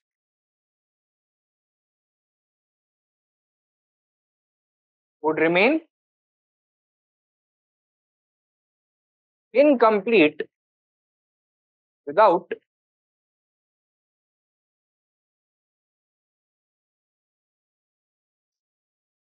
inscriptions का एक और बड़ा फायदा होता है. As compared to literary sources, they are considered to be far more reliable. Literary sources और inscriptions दोनों में written material होता है, but inscriptions में एक difference होता है. Literary sources usually किस तरह के material पे लिखे जाते हैं? पेपर पर या फिर वुड बार्क पर या फिर पल्प पे, पायरस पे या फिर ट्री लीव्स पे एक्सेट्रा, इस सब चीजों पे, पेरिशेबल मटेरियल. इंस्क्रिप्शंस स्टोन्स पे, वॉल्स पे, कॉपर प्लेट्स पे एक्सेट्रा, इन सब चीजों पे लिखे जाते हैं. Right. What would be easier? एक किताब में से एक पन्ना निकालना और नया पन्ना इंसर्ट करना, या फिर पूरे के पूरे इंस्क्रिप्शंस को साफ करना और नए सिरे से सिमिलर लैंग्वेज, सिमिलर ग्रामर के साथ, सिमिलर स्क्रिप्ट में कोई दूसरा इंस्क्रिप्शन पहले वाले के ऊपर इंक्रिप्ट करना. पहले वाला ज्यादा आसान होगा. It is easier to manipulate literary sources, far more difficult to manipulate inscriptional sources. Right? Therefore, inscriptional sources are relatively free from redactions or interpolations. तो उसमें से ना कुछ पाया जा सकता है, ना कुछ डाला जा सकता है, और अगर कोई ऐसे करने की कोशिश करता है तो क्लियरली विजिबल हो. फॉर एग्जाम्पल, प्रयाग प्रशस्ति हमने देखा ना. Prayag Prashasti is actually written on one of the pillars left behind by Ashoka at Allahabad. तो सामने वाला पिलर जो है वो अशोका ने लगाया था.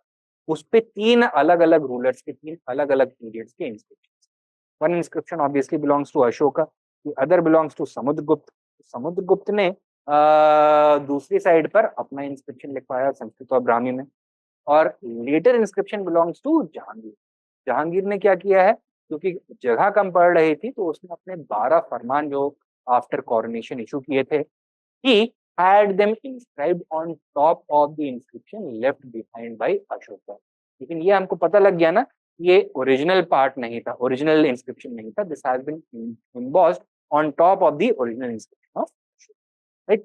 So this is another strength of the inscriptions over the literary sources. Write down.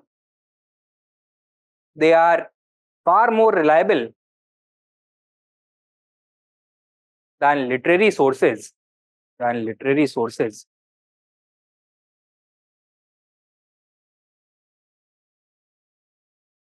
Yes, you are right, Noraz. It also helps to corroborate information provided by the other sources, the coins or the archaeological sources, right?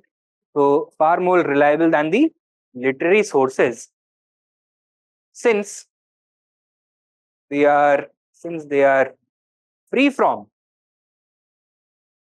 redactions and interpolations. Redactions and interpolations. And interpolations. Okay? That is one way in which we can conclude this. ये हो गए हमारे archaeological source. Next coming to the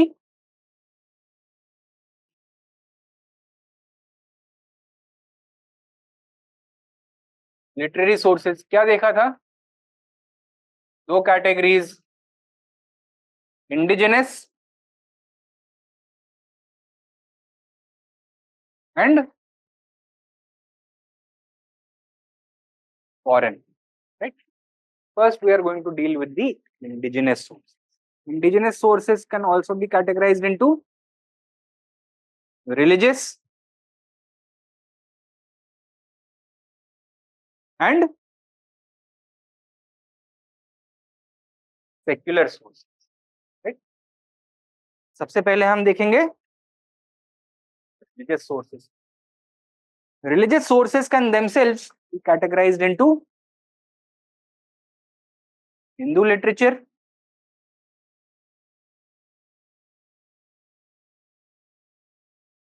Buddhist literature, and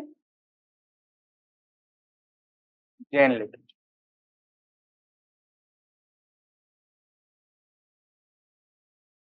First, we are going to talk about Hindu literature. Now, Hindu literature may also be subdivided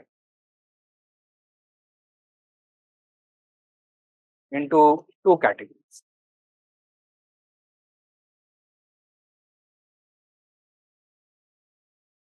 Shruti literature,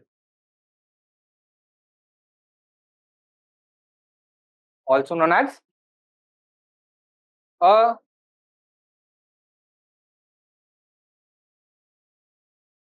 Purushayan literature, and secondly,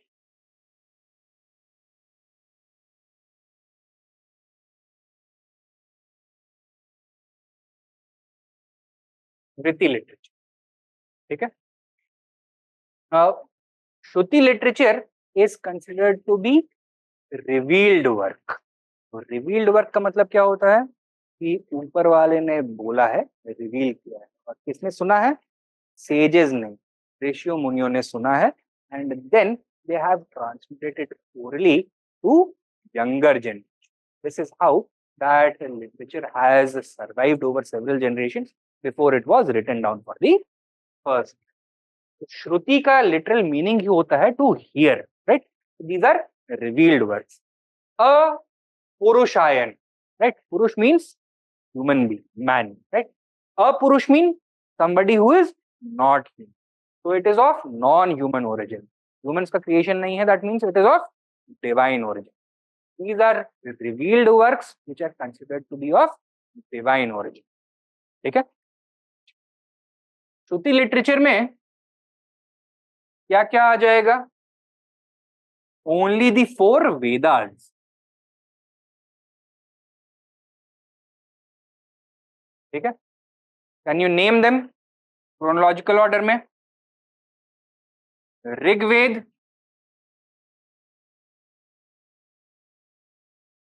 Samaveda, Yajurveda and Atharvaveda. ठीक है? The Vedas themselves consist of 4 different types of works. Each Veda has a Samhita. It can have one or more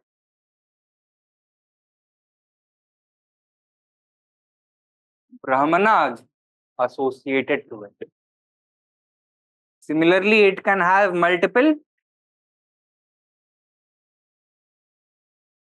Aranyakas associated and several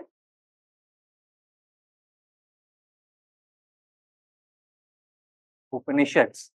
total 108 Upanishad हैं, लेकिन संहिता केवल 4 ही. ठीक है? Samhita is the core text of the Vedas. ठीक है? क्या होते हैं ये? These are collections of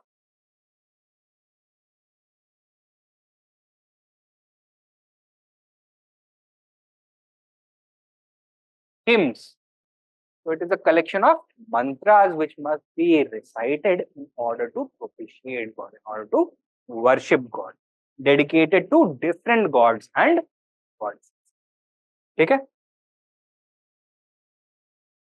These are the original Vedic works. सबसे पहले Samhitas emerge. Clear?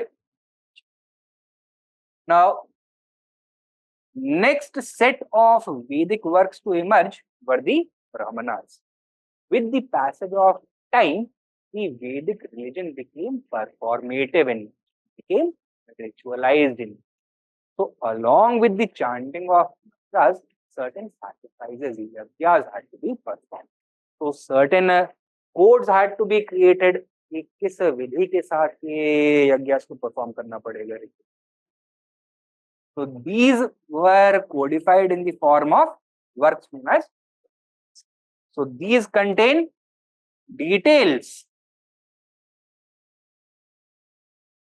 of rituals. Okay. Now, as the religion became more and more ritualized, priestly domination started to, because rituals became the medium through which the priests allowed certain people to participate in religious activity while disallowing others. It became the basis for social inequality also. Right? Now, some people were in favor of it, others were not in favor. And इसके बाद क्या होगा? एक debate, philosophical debate शुरू हो जाएगा discussing the veracity or the necessity of these rituals. This is going to result in the creation of a new set of literature known as Aranyakas. Aranyakas comes from the Sanskrit word Aranya. Aranya का मतलब क्या होता है? Forest. So these are also known as forest books written by philosophers who had taken sannyas and gone into the forest.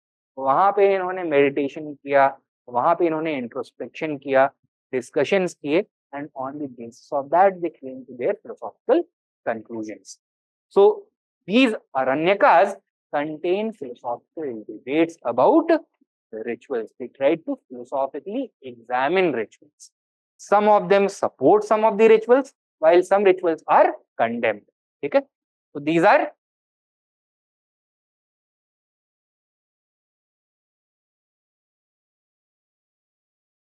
philosophical explanations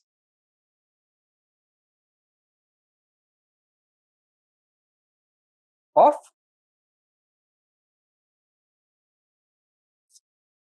philosophical tradition religion से associated यहाँ से शुरू होता है, and it is going to mature in the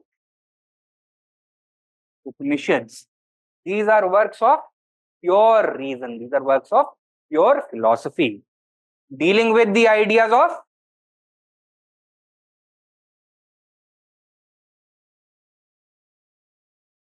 metaphysics. They try to answer questions such as what is the nature of God? What is the nature of the universe that he has? Is it mutable or is it unchangeable? Is it permanent or is it temporary? If it has been created, can it be destroyed or is it permanent in? What is the relationship between man and God? What is the life force of human beings? Soul क्या होता है, right?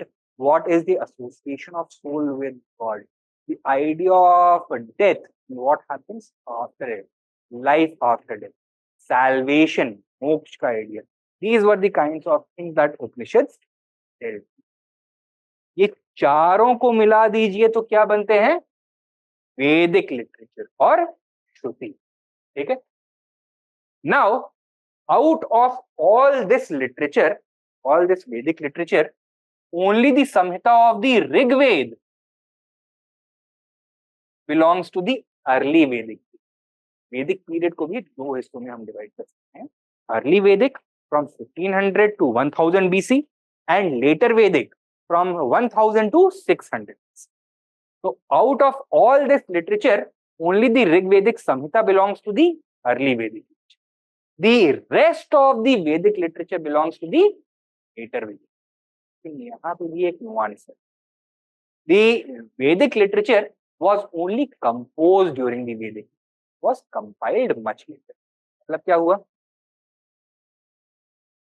After their creation, they were transmitted orally for several generations. In fact, over thousands of years, or at least hundreds of years, उनको कभी लिखा नहीं.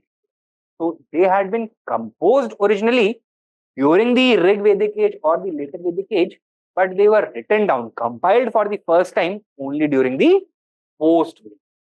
Okay? So the period of their composition and compilation is different.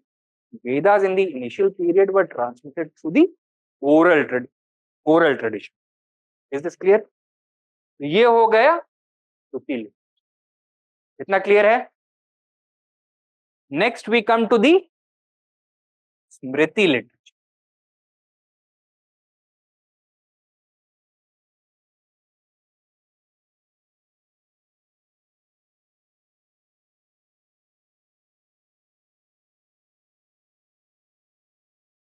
श्रुति का literal meaning क्या होता है? To hear, right. स्मृति का मतलब क्या होता है? Memory, right.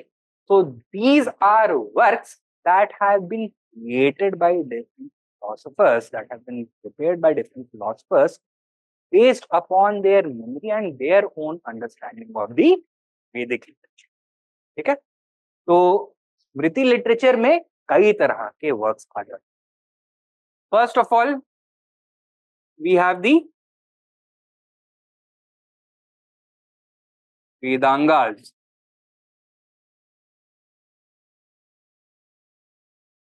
Right?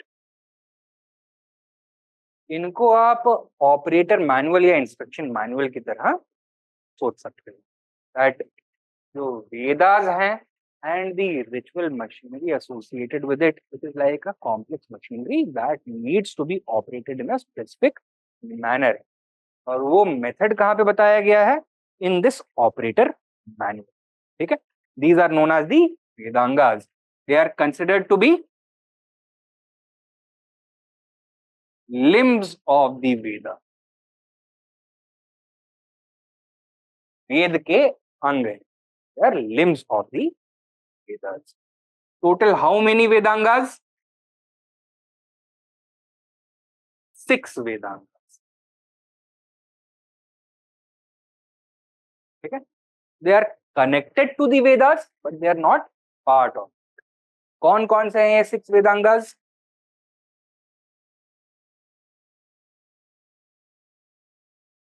शिक्षा, that is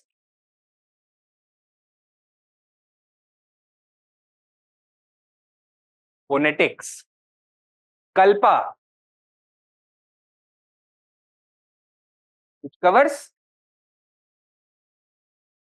ritual. Jyotish, which covers astrology. Nirukta,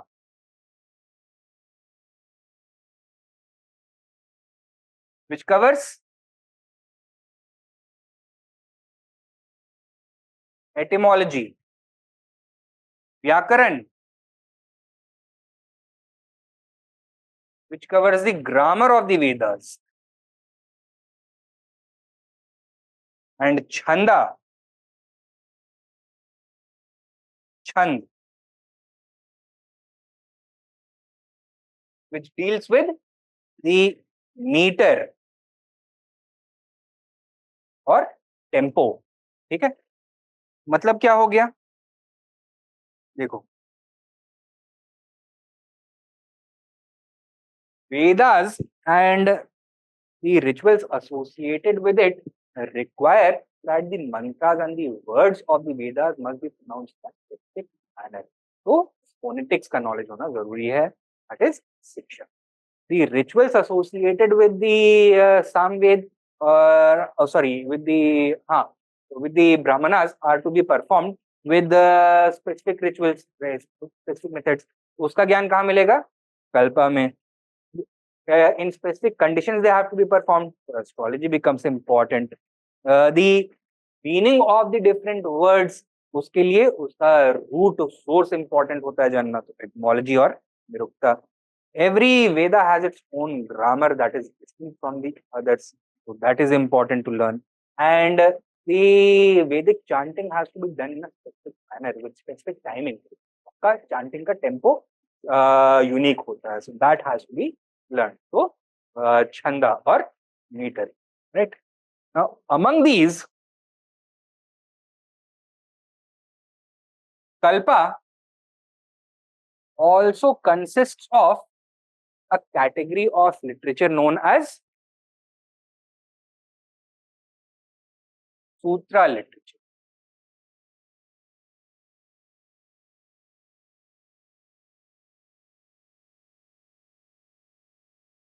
Kalpa deals with which aspect of the Vedic faith? With the ritualistic aspect. और सूत्रा लिटरेचर क्या होगा? इसी रिचुअलिस्टिक आस्पेक्ट का और फर्दर इलाज. इट कंसिस्ट ऑफ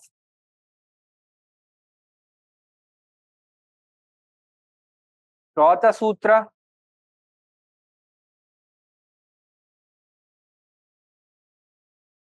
गृह्य सूत्र,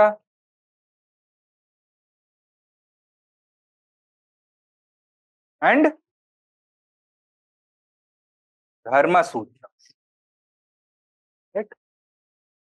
श्रौत सूत्रास deal with elaborate rituals, very complex rituals that were performed in a public setting only and only by kings. These are the courtly rituals or kingly rituals. ठीक. गृह्य सूत्र, गृह का मतलब क्या होता है? घर. These are performed by the ordinary householder within the confines of the household with or without the presence of a priest. Dharma Sutra, on the other hand, deals with a completely different aspect. तो जैसे religious life को Codify करके ritualise कर दिया गया था, वैसे ही धर्म सूत्रास sought to codify and ritualize social interactions. So the purpose of the Dharma Sutras was to impose certain sets of rights, duties, and responsibilities upon different subjects or different parts of the population. तो main की अलग duties होंगी, women की अलग duties होंगी, अपर वर्नास की अलग duties, lower वर्नास की अलग ड्यूटीज. राइट. ज्यादा राइट्स किसको मिलेंगे, मेन या वुमेन को? मेन को. अपर वर्नास को और लोअर वर्नास को? अपर वर्नास को. और ड्यूटीज और ऑब्लिगेशंस किसके हिस्से में आएंगी? वुमेन और lower varnas. Right. So this was meant और this was introduced in order to introduce a new order within the society. ठीक है. So it sought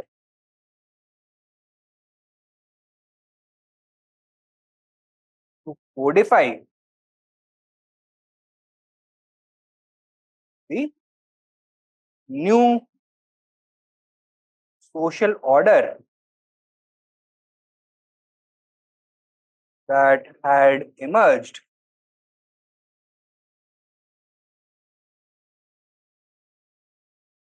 since the later Vedic age.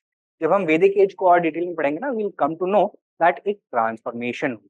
The society went from being egalitarian and flat to being more and more stratified and unequal. Differences between the rich and poor started increasing. Differences between the upper and lower varna started increasing. The women की condition खराब होती चली गई. The society became dominated more and more by men. And इसके against obviously resistance होगा. अब उस resistance को आइडियोलॉजिकली कैसे रिड्यूस किया जाए? By using the tool of religion. Dharma Sutras का पर्पस क्या था? To reinforce the new social order that had emerged ever since the later Vedic. ठीक है. And these Dharma Sutras were written by different sets of scholars and that is why they are known by different names. For example, Gautama सूत्र,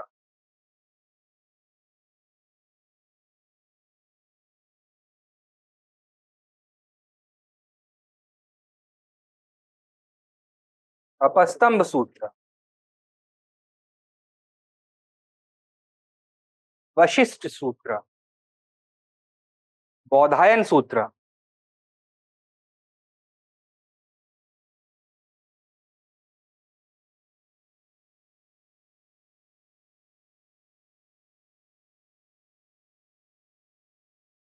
विष्णु सूत्र, etcetera.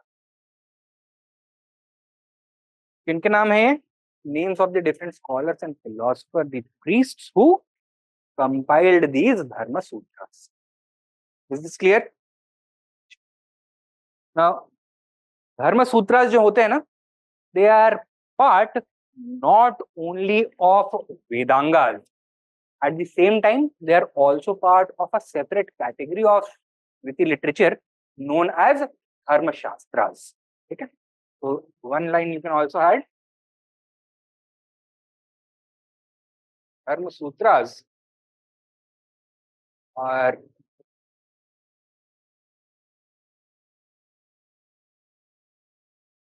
seriously considered to be part of both the Gangas and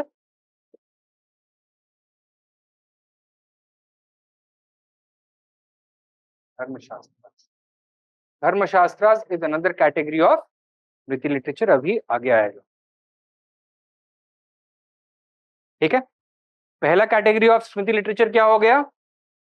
वेदांगास, 6 वेदांगास, शिक्षा, कल्पा, ज्योतिष, निरुक्ता, व्याकरण, छंदा. And Kalpa में श्रौत सूत्र, गृह सूत्र and धर्म सूत्र, वो सूत्र लिटरेचर. सो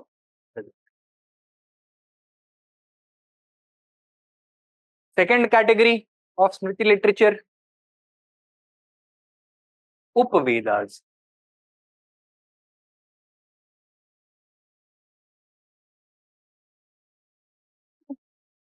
तो Upavedas are considered to be sub Vedas or mini Vedas that are associated with one of the Vedas. ठीक है, तो 4 Vedas हैं तो 4 उपवेदास भी, and they deal with a specific skill or subject. ठीक है, write down. They are considered to be adjuncts of the Vedas. Adjuncts of the Vedas.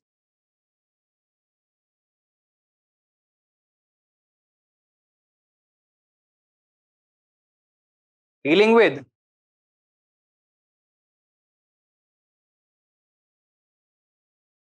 specific subjects or skills. Specific subjects or skills.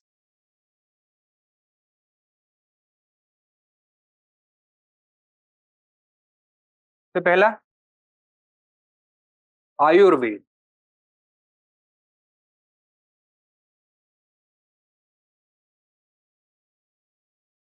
Deals with which subject? Medicine. And is associated with which Veda? सबसे पहला वाला कौन सा? ऋग वेदा.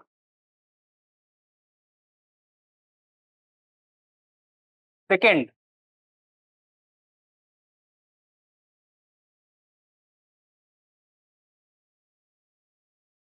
गंधर्व वेद. Deals with which subject? Which skill? Music. Associated with which Veda? Musical Veda कौन सा होता है? Samaveda.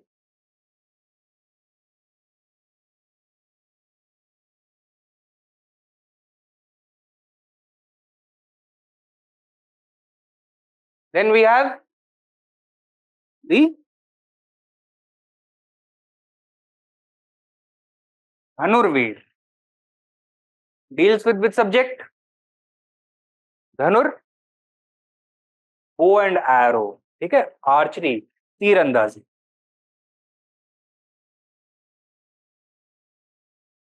Associated with Yajurveda. And finally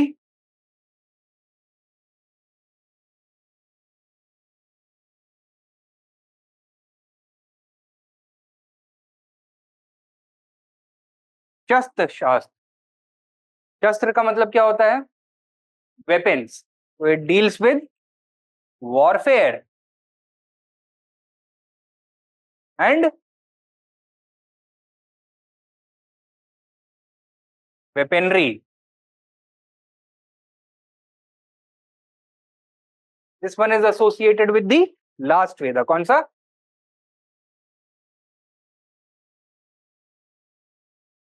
Atharva वेदा. ठीक है. So two types of Smriti literature we have covered: Vedangas and उपवेदास. वेदांगास कितने? 6. उपवेदास कितने? 4. ठीक है. Then we have number 3, the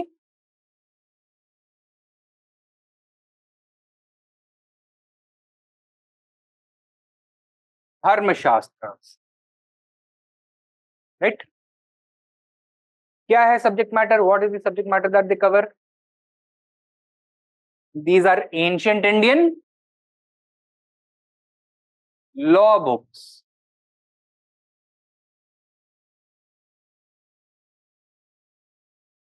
ठीक है. They include the different धर्म सूत्रास जो अभी हमने पहले देखे थे as part of the Kalpa literature, right. जैसे कि गौतम सूत्र, अपस्तंभ सूत्र, बौधायन सूत्र, वशिष्ठ, विष्णु सूत्र, एटसेट्रा.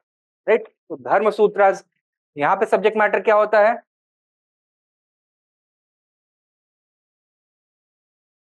धर्म as defined by varna and ashram. ठीक है. So it deals with social relations.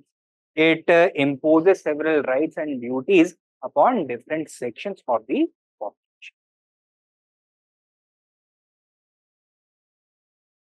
Then इनसे derived एक category of literature होता है that is known as the Smriti literature.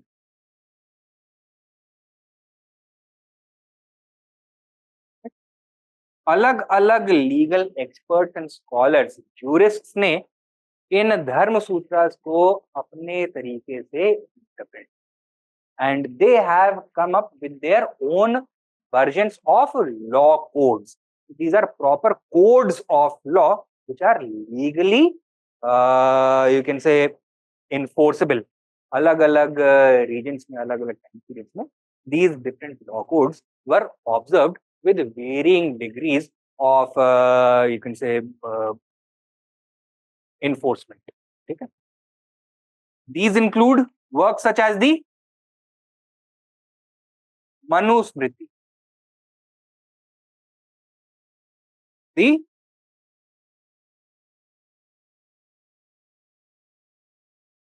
Yajnavalkya Smriti, the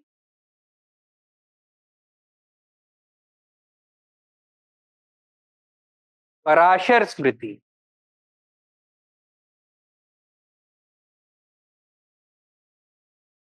the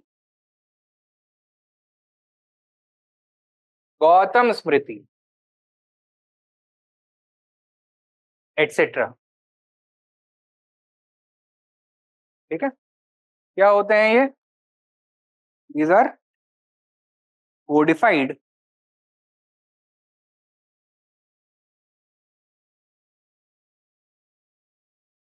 law books covering both civil and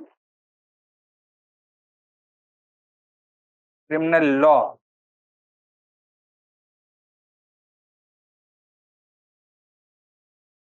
Since the bulk of them are, and since all of them are derived from Dharma Sutras, which are themselves designed to uphold the rules associated with Varna and Ashram, जो laws इसमें reflect होंगे, are they going to be of a liberal and democratic nature or a conservative and unequal nature?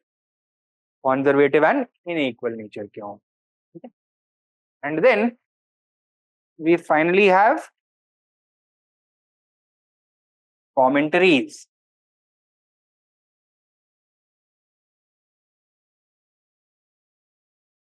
on the Smritis themselves. ठीक है.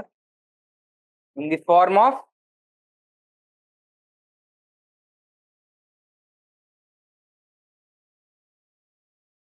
निबंध,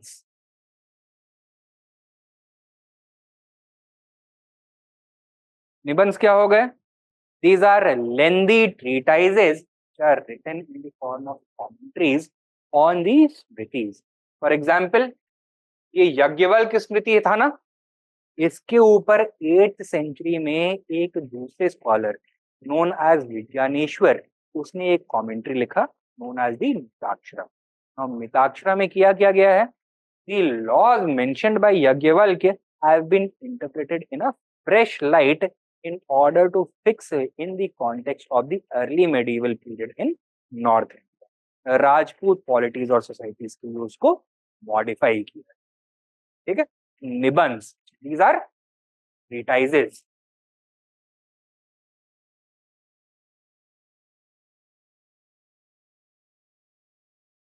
टीकास, टीकास क्या होता है? ये particular comment on a particular issue और कॉन्टेक्स्ट.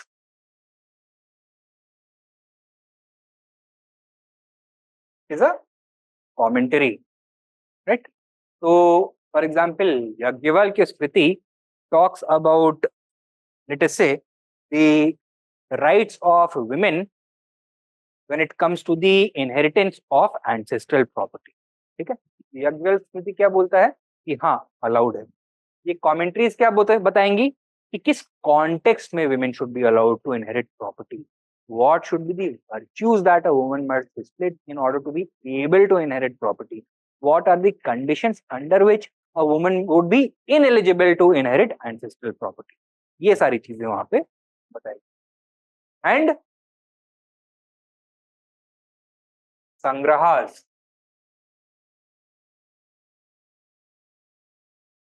संग्रहास क्या हो गए? कलेक्शंस और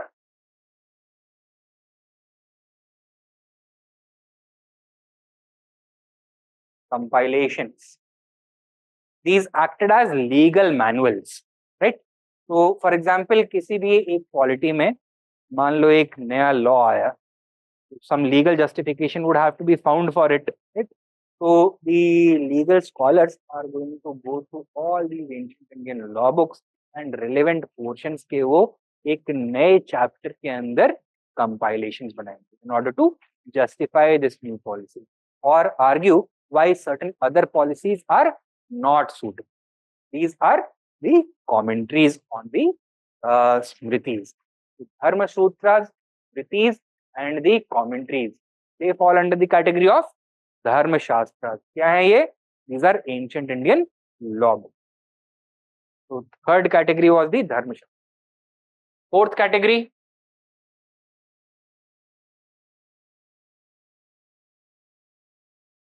Purans, right? What do you mean by the word Puran? Ancient or old, right? So these, at the time of their creation, were relatively recent and came after the Vedas, various other Smriti works, etc. But those people who were in charge of creating them wanted to give the sense that these are ancient. They are as old as time itself. Why? Because these were not necessarily historical accounts or necessarily legal treatises. They did not want to deal directly with the human world. Rather, they were devotional works, right? Now, Purans began emerging during the post-Mauryan period.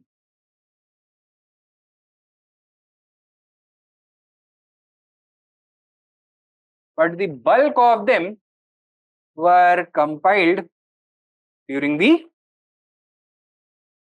Gupta period. That is,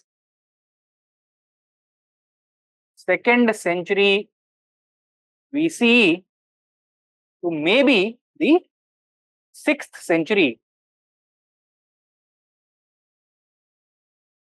CE, 6th century AD. ये है इनके time period of compilation. What is the nature of these works? At this point of time, major changes were taking place in India. एक नया trend emerge हो रहा था, which was a protest movement against Brahmanical domination as well as Buddhism. What was that? भक्ति. ठीक है. Essence of भक्ति क्या होता है? Devotion, right? So these were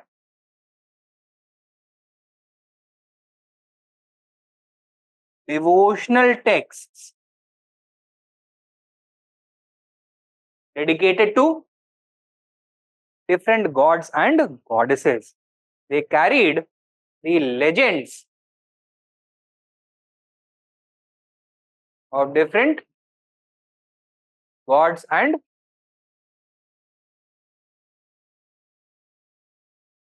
goddesses. ठीक है. Now, there are a total of 18 major Puranas or Mahapurans.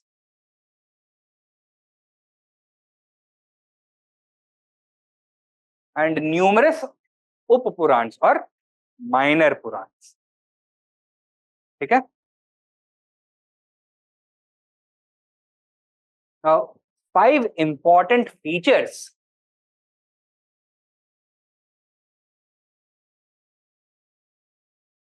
of Purans are very important to appreciate if we want to understand the real nature of this link. These include Sarga,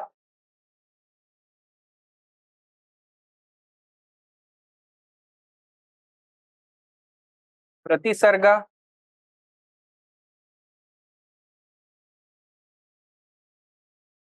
Manvantara,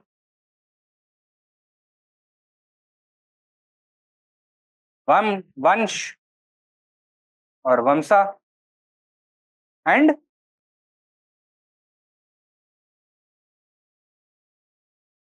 Vanshanucharita. Vamsanucharita. Right? Sarga consists of the creation myth.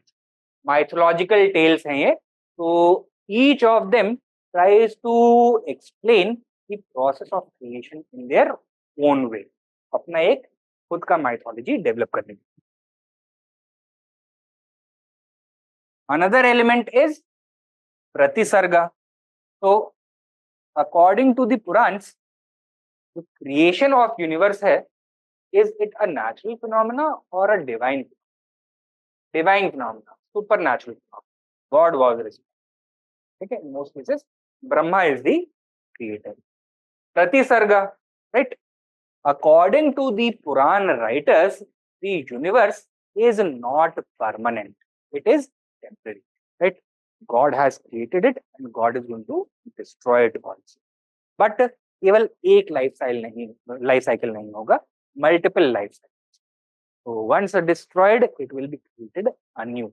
So and it is going to go on through its own lifestyle and then be destroyed again. This is going to be an endless cycle. Okay? So myths of destruction and recreation were elaborated in the Pratisarga feature portion. Then Manvantara, this was the most important feature to tell us about the Puran writers' conception of time. इन्होंने क्या बोला? That every cycle between destruction and recreation, or between the creation of the universe and destruction of the universe, consists of 14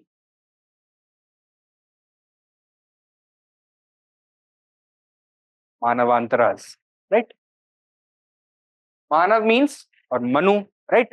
और antara means period, right? So 14 ages of, so that means 14 ages in which the cycle of time repeats itself.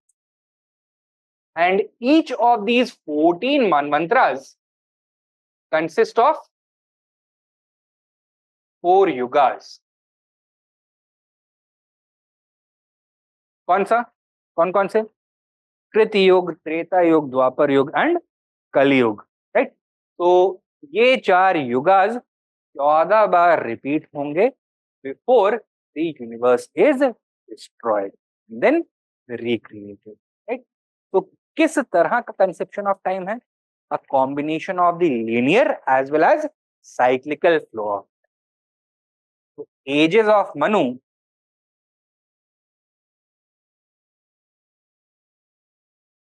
and the conception of time is elaborated in this. Then we have Vansh, right? This talks about the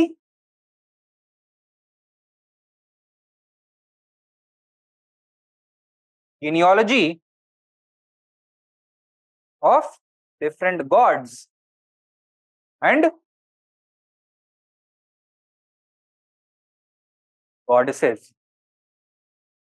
Which god is the child of which other god?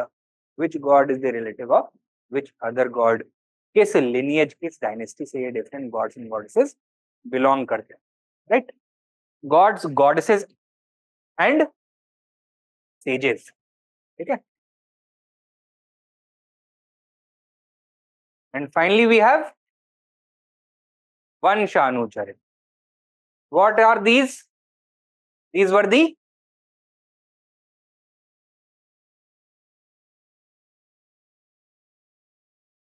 dynastic records of kings. Okay. Now, one interesting thing which took place was the blending of history with mythology. कैसे? ये जो Kings के historical records थे, इनको deliberately मर्ज किया गया with the वंशा of gods, goddesses and sages. तो आपने मिथ्स सुने होंगे, for example, that the Bharat tribe was descended from the sage Vishwamitra, right? So that is one myth. And similarly, Guptas, they claim to be descendants of the Surya Vansh that is associated with Lord Ram. Ikshvaku dynasty of the Andhra region, 13th, third से लेकर के 11th century तक जिसने rule किया, that also claimed to be a descendant of the Ikshvaku dynasty of Lord Ram, Suryavanshi rulers. Then Rajput kings, Chandravanshi and Suryavanshi lineage में अपने आप को डिवाइड कर, ये lineages आते कहाँ से हैं? ये यहीं से आते. This is how the dynastic records are manipulated, and जो historical records हैं उनको mythological records के साथ जोड़ दिया जाता है. This is a bid to gain legitimacy, in which the priestly class, which is the custodian of this literature, and the royal class, which seeks to gain the most, they enter into an alliance, a coalition. Okay. Now, the Quran literature, apart from these features, also sheds light on the cultural context in which it was written. For example, ज्यादातर अगर Gupta period के हैं तो language Gupta period वाली language होगी, जो social norms है वो गुप्ता पीरियड वाले नॉर्म्स रिफ्लेक्ट होंगे, जो वैल्यूज हैं वो गुप्ता पीरियड के होंगे, जो सिटीज के डिस्क्रिप्शंस हैं वो भी गुप्ता पीरियड के होंगे, जो रिवर्स, वैलीज, माउंटेन्स की बात करी हुई है वो भी गुप्ता पीरियड के जो अवेयरनेस होगा, जियोग्राफिकल अवेयरनेस, उसके बारे में बात करेगा. Technology, that also belonging to the Gupta period only. Iron के वेपन्स अगर यूज हो रहे हैं तो दैट मीन्स गुप्ता पीरियड के पहले नहीं, या फिर गुप्ता पीरियड के अराउंड ही इनका इतना प्रोलिफरेशन हुआ होगा. और maybe they are talking about the use of iron arrow tips also, right? तो वो स्पेसिफिकली गुप्ता पीरियड में इमर्ज होते हैं. So these kinds of things you can get to know from the Purans. Then there is another set of literature associated with the Smriti literature known as Itihas literature.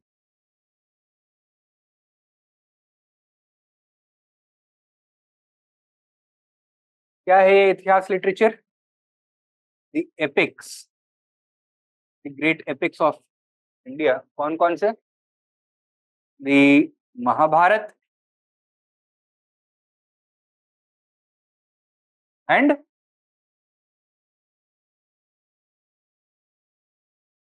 Ramayana. Now, the epics and the Purans together form what is known as the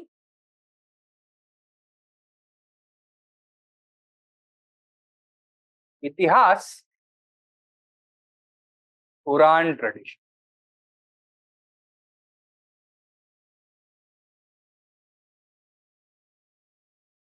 Right? क्या है ये इतिहास पुराण tradition? That we are going to discuss in tomorrow's class. आपका task क्या है? Before coming to the class tomorrow, ECRT पढ़ लीजिएगा and go through the previous year's questions associated with sources. Sources वाले portion के जितने भी questions होते हैं एक बार देख लीजिएगा. कोई doubts होते हैं come to me and I will clarify it. ठीक है? All right, Norez, that goes for you too.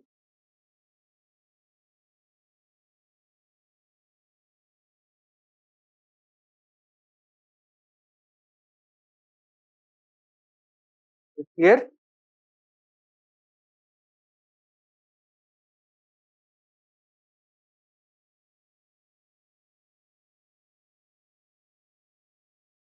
All right then. So if there are no doubts, I'll be ending this session right now. करें? कल मिलते हैं.